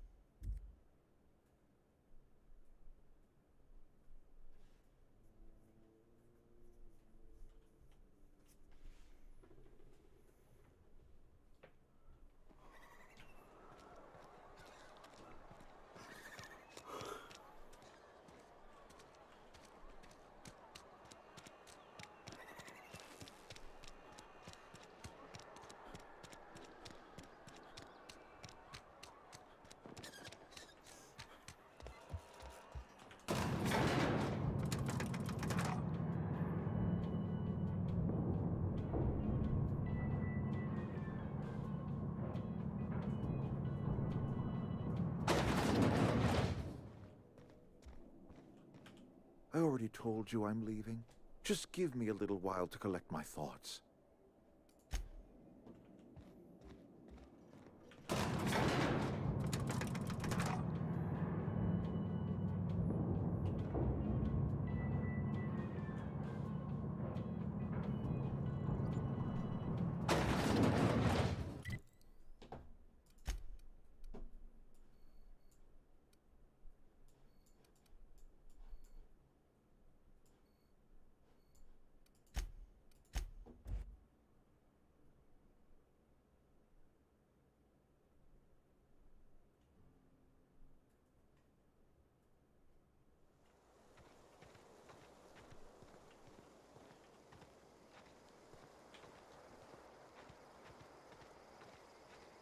Is this your ship?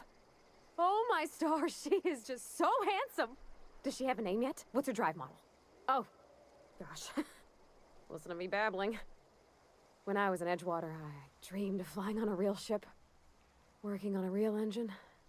Belonging to a proper crew. I'm the only decent mechanic Edgewater's got, but every time I think of going back, I get this sinking feeling.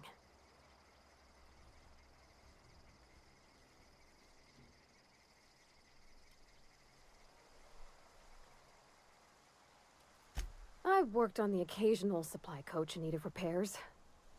Once I built a little model craft out of spare parts, but Mr. Thompson found out and I had to take it apart. I want to ask you something, and you can say no. But can I come with you? I could tend to your engine. I know my G-valves for my catalyzers, and I can keep your ship singing. And if you ever need a pair of eyes watching your back, I can do that too. What do you think?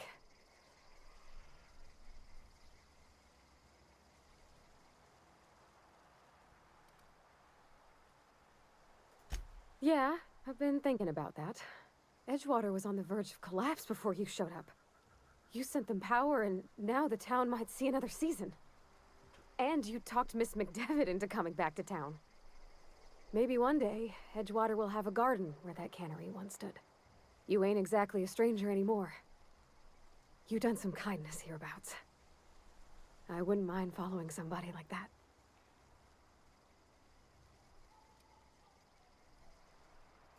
Yes!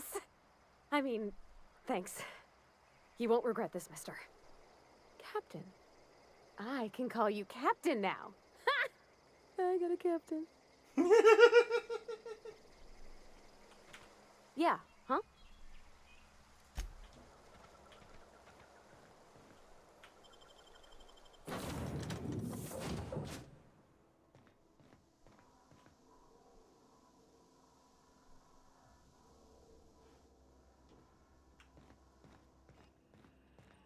Captain, I have detected that Edgewater's power supply is now optimal. I applaud your willingness to invest your time in the local community. What can I do for you, Captain? Do you know how to install a power regulator? Outstanding, Captain. Your aptitude for engineering will prove invaluable in the event of another catastrophic engine failure. Our engine room is located behind you. Across the cargo bay, up the ladders.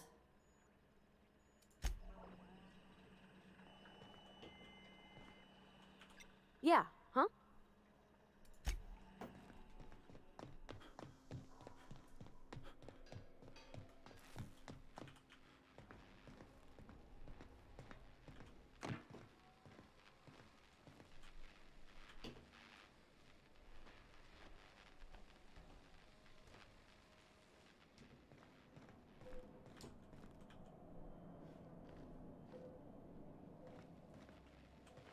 Something you need?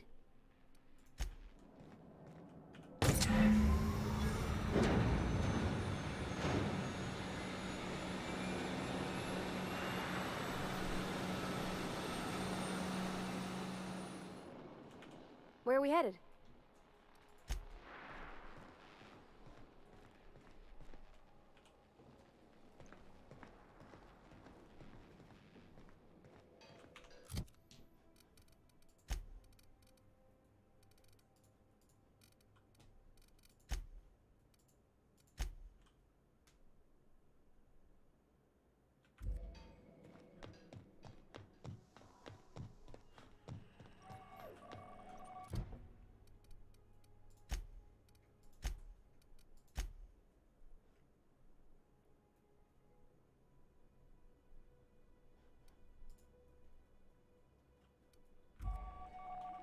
What can I do for you, Captain?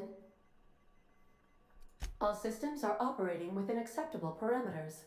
I am prepared to bring the unreliable into low-altitude orbit. This should prove an adequate test of our flight capabilities.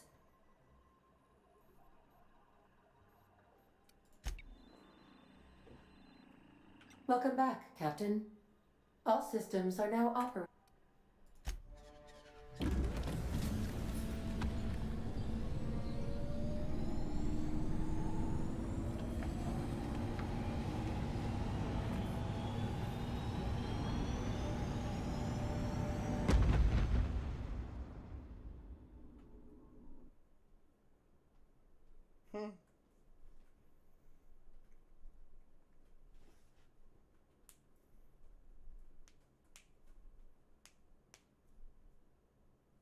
We have received a communication request from Dr. Phineas Wells. Aha, there you are. Hale and hearty, and captain of your own ship. I see you're putting the unreliable to good use. Shame about her former captain. Horrible way to die. How are you feeling, by the way? I lost track of you in that cave back there. Experiencing any, unnatural drippage? Perfectly normal side effect of thawing, I assure you.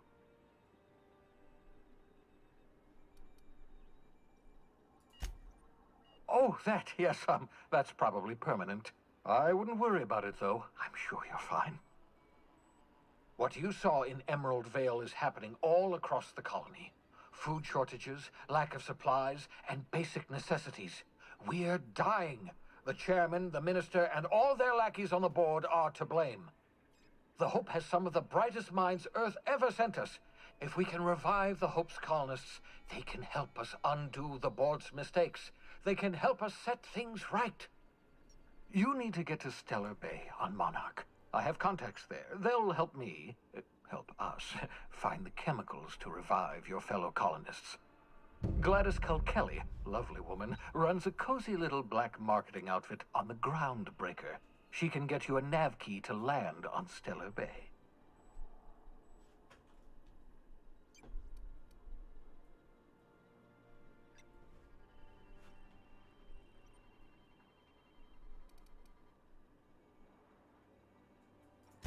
In theory, I suppose you could land your ship in Cascadia, and in theory, I suppose you might survive the experience.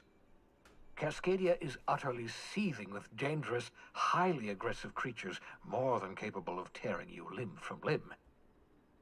You'd have to be a lunatic to land in Cascadia, and I'm reasonably certain I tested your brain for incipient signs of insanity. Trust me, talk to Gladys Kelly. Excellent. I'll send her a wireless. Let her know you're coming. By the way, I gave Captain Hawthorne a disguise apparatus of my own design, cutting-edge technology, years ahead of its time. I call it the Holographic Shroud. I'm sure it will prove remarkably useful to you. You'll find it in the captain's quarters. Marvelous device. I'm quite proud of myself. The shroud changes the user's appearance to mimic that of another. It has limits, first-generation technology, you see, but promising. Exciting to see it in use at last. Very simply, the holographic shroud uses biometric information contained on standard identity cartridges to generate a holographic projection around you.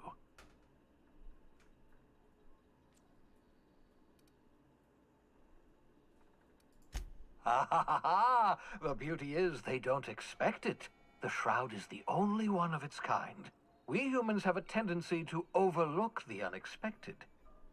Activate the disguise, walk past someone. What do they see? A figure dressed like a fellow employee. Don't act odd. They won't focus on you. Only stands up to a casual scrutiny. Use it too long, bound to flicker, blur, something like that.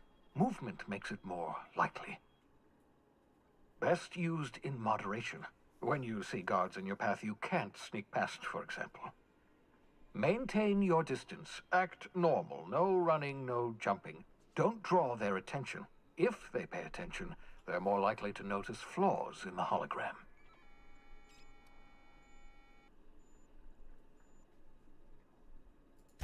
A change of clothes. What is this? Some old spy serial? What inattentive and brainless guard would be fooled by such a shabby disguise? The holographic shroud masks not only your clothes, but your face and fingerprints. It modulates your voice and sweetens your breath.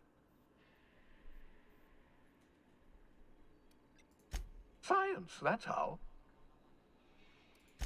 Excellent. I'll contact you once you've found a way to get to Stellar Bay. If you have any questions, come see me in my lab. And remember, don't trust the board. They'll try to win you over with promises of wealth and power, but it's a lie. The board's only interested in filling their own pockets. If we don't put a stop to them, they're going to run this colony to the ground. Transmission ended. If you are ready to depart, please select a destination on your navigation terminal.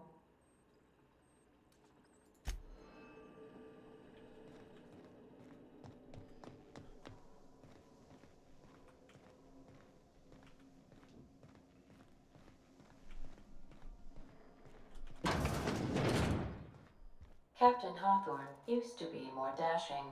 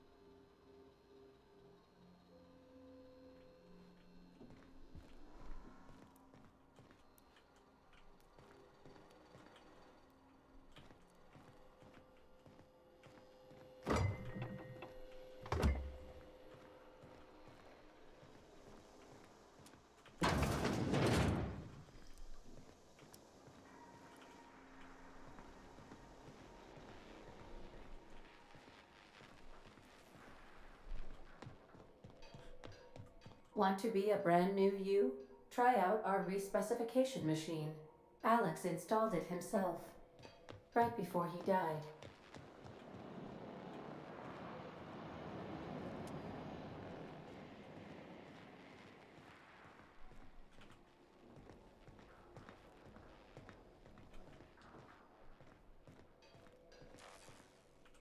Yeah, so this is my hidey spot now.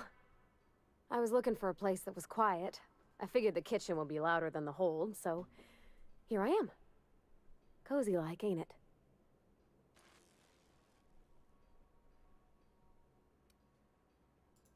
That's in pretty good shape considering how hard Mr. Hawthorne ran it. It's a Yakita LHA 120, A2 model, I'm pretty sure. The Block 2 design scooshed in extra cargo space but didn't change the stock engines. Probably a touch underpowered, huh? Accurate in all particulars.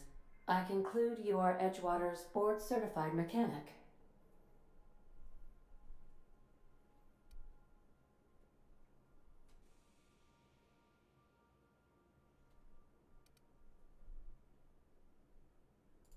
Your user preferences have been updated, Captain. In the event we are about to crash into an asteroid, I will remain silent. Hello! I am not a board-certified mechanic, but my dad was. He taught me all he knew. Do you understand? Speech recognition is one of the many skills I have been programmed to simulate. You're not simulating it, you're doing it! I asked a question and you answered it. I am gratified you consider this facsimile convincing.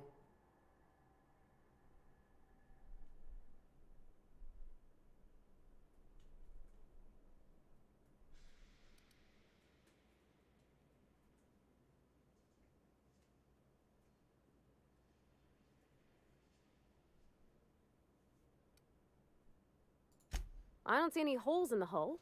I'll take a good squint at her, make sure everything's tip-top. But I think we're cooking with plasma torches. You can do that, you know. My dad taught me how to make grilled cheese sandwiches with a plasma torch.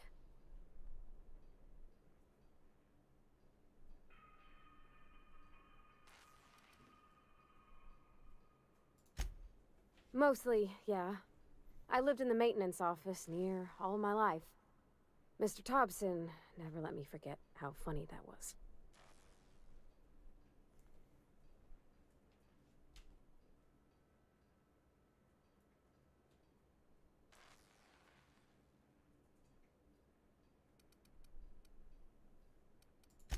He meant funny as in odd. It's not normal for anyone to do as their parents. You take a vocational test. That decides your schooling and your career. When I tested out for maintenance, everyone figured it was on account of my dad.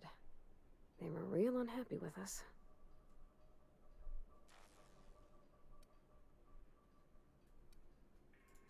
Well, I'm good at making things work the way they ought. Not so much at doing such to somebody else's schedule. There's times I'm working deep in the guts of a loader, getting it all running perfect. Then I look up to see it's tomorrow and I've blown another deadline. Anyhow, I was happy to get back home.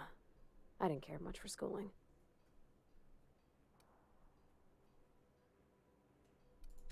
Oh, there were a whole lot of reading, not nearly enough doing. Like, before they'd issue you a wrench, they wanted an essay on the design of different wrenches. Then there'd be quizzes on company regulations for storage and maintenance of wrenches. Yep, nothing much had changed. Everything was a little grayer, a little dirtier. Dad met me at the shuttle and gave me a big ol' hug. I noticed straight away that he was moving slower and stiffer. He made a little grunt when I squeezed.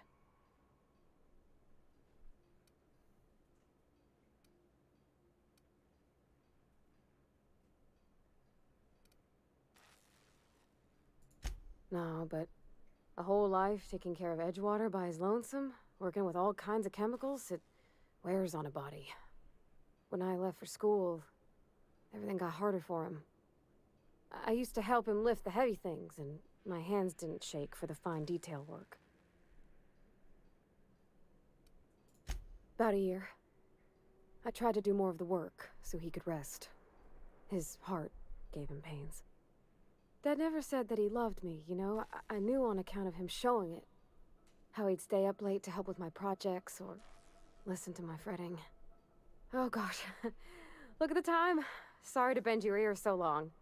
And I got so much to do before this ship's in decent shape.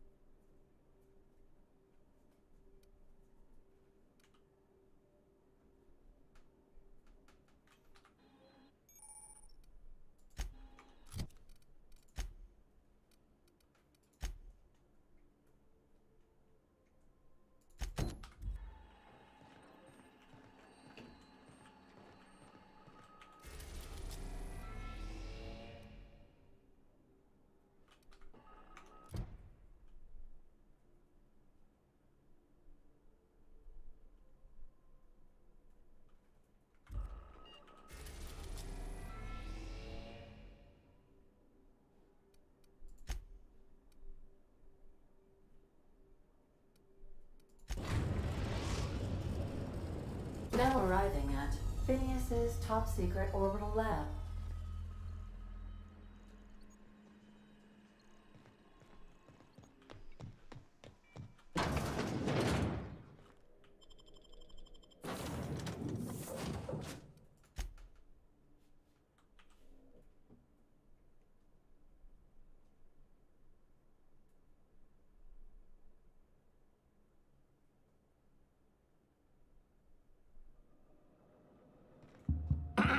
Hello? Can you hear me? Does this work? I'm just securing my ongoing experiments. And securing myself.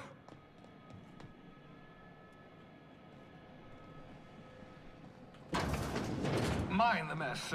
I haven't had a visitor since, in fact, I've never had a visitor. Oh, thank the law. Your skin hasn't spontaneously changed color. Potential side effect of the revival process. Very rare, but you never know. Right. Welcome to my little habitation, such as it is. I've got caffeinoids, cysty bits, if you're into that sort of thing. So, welcome. Make yourself at home. My secret hideout is your secret hideout.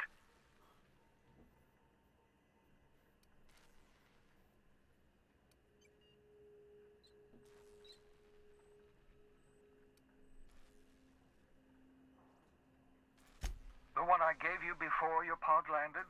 Ruined, beyond repair. Impossible to find replacement parts. That's Halcyon Manufacturing for you. Don't worry about it. I'm reasonably certain you're not going to spontaneously expire. No need to monitor your recovery. Not at all, my intrepid accomplice. I should thank you for tolerating my somewhat brusque manner. I only regret that I couldn't save more of your fellow settlers, what with being hunted by the board, and emptying my supply of necessary chemicals. Of course. What's on your mind?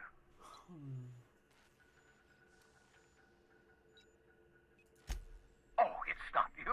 I do experiments in that room. Some of them get quite scientific. The unexpected is to be treasured, but from a safe distance. Regardless, it's quite comfortable in here, you know. I have my beans, have my caffeinoids, plenty of toilet paper. Absolutely. Let's talk. Oh, goodness, no. I wouldn't survive 10 seconds in the blackness of the aether. Well, no, I imagine I'd last at least 12 seconds before I'd lose consciousness and die of hypoxia.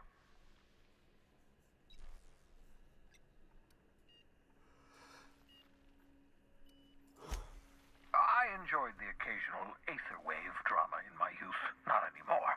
All board propaganda. I'd rather not be brainwashed.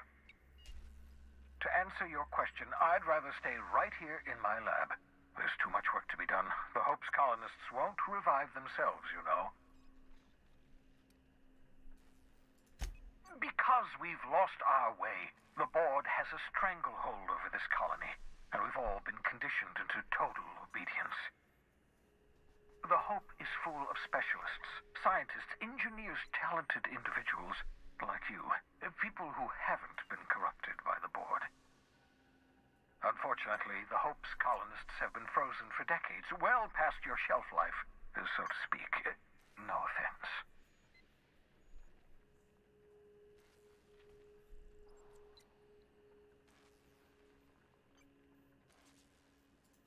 Ah, you begin to perceive the truth. Yes, according to the board and their narrow-minded scientists, you should be a pile of organic sludge right now. 10 years. That's how long the average human can remain in hibernation. You were frozen for decades. In theory, you never should have survived the revival process. But the conventional theories are wrong. You're living proof that it can be done. There's yet hope for the Hope. Get it?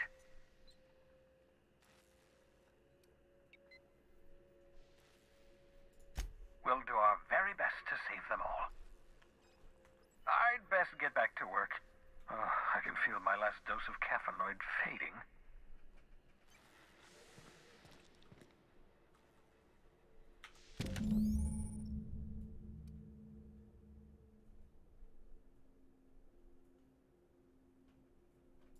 Aha!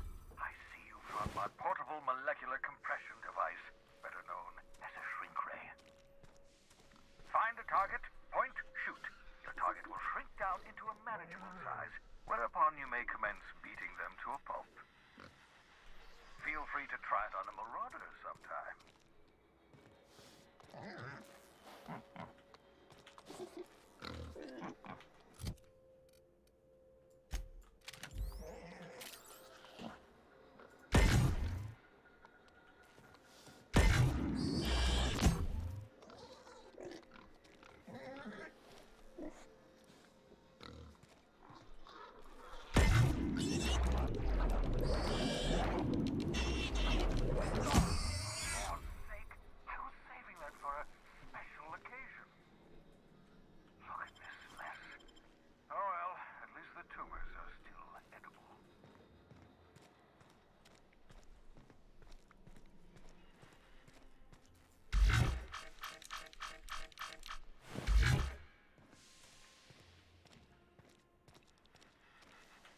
I hope you're not thinking of ingratiating yourself with the board. Chairman Rockwell and his cronies are not your friends. They might tempt you with promises of... What's on your mind?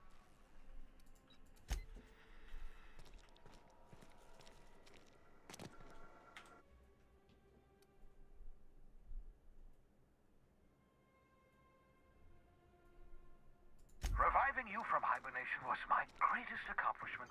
Your odds of survival were a mere 28%.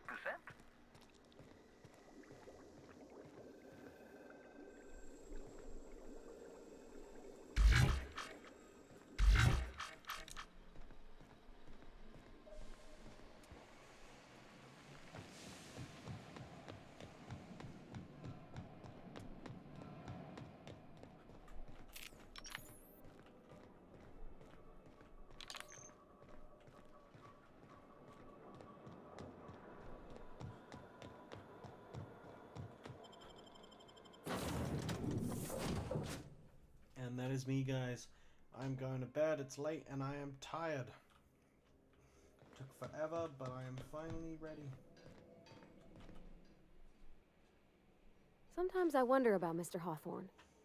What was he like? Why'd he make the computer a talkie? You think he got lonely, flying about on his own?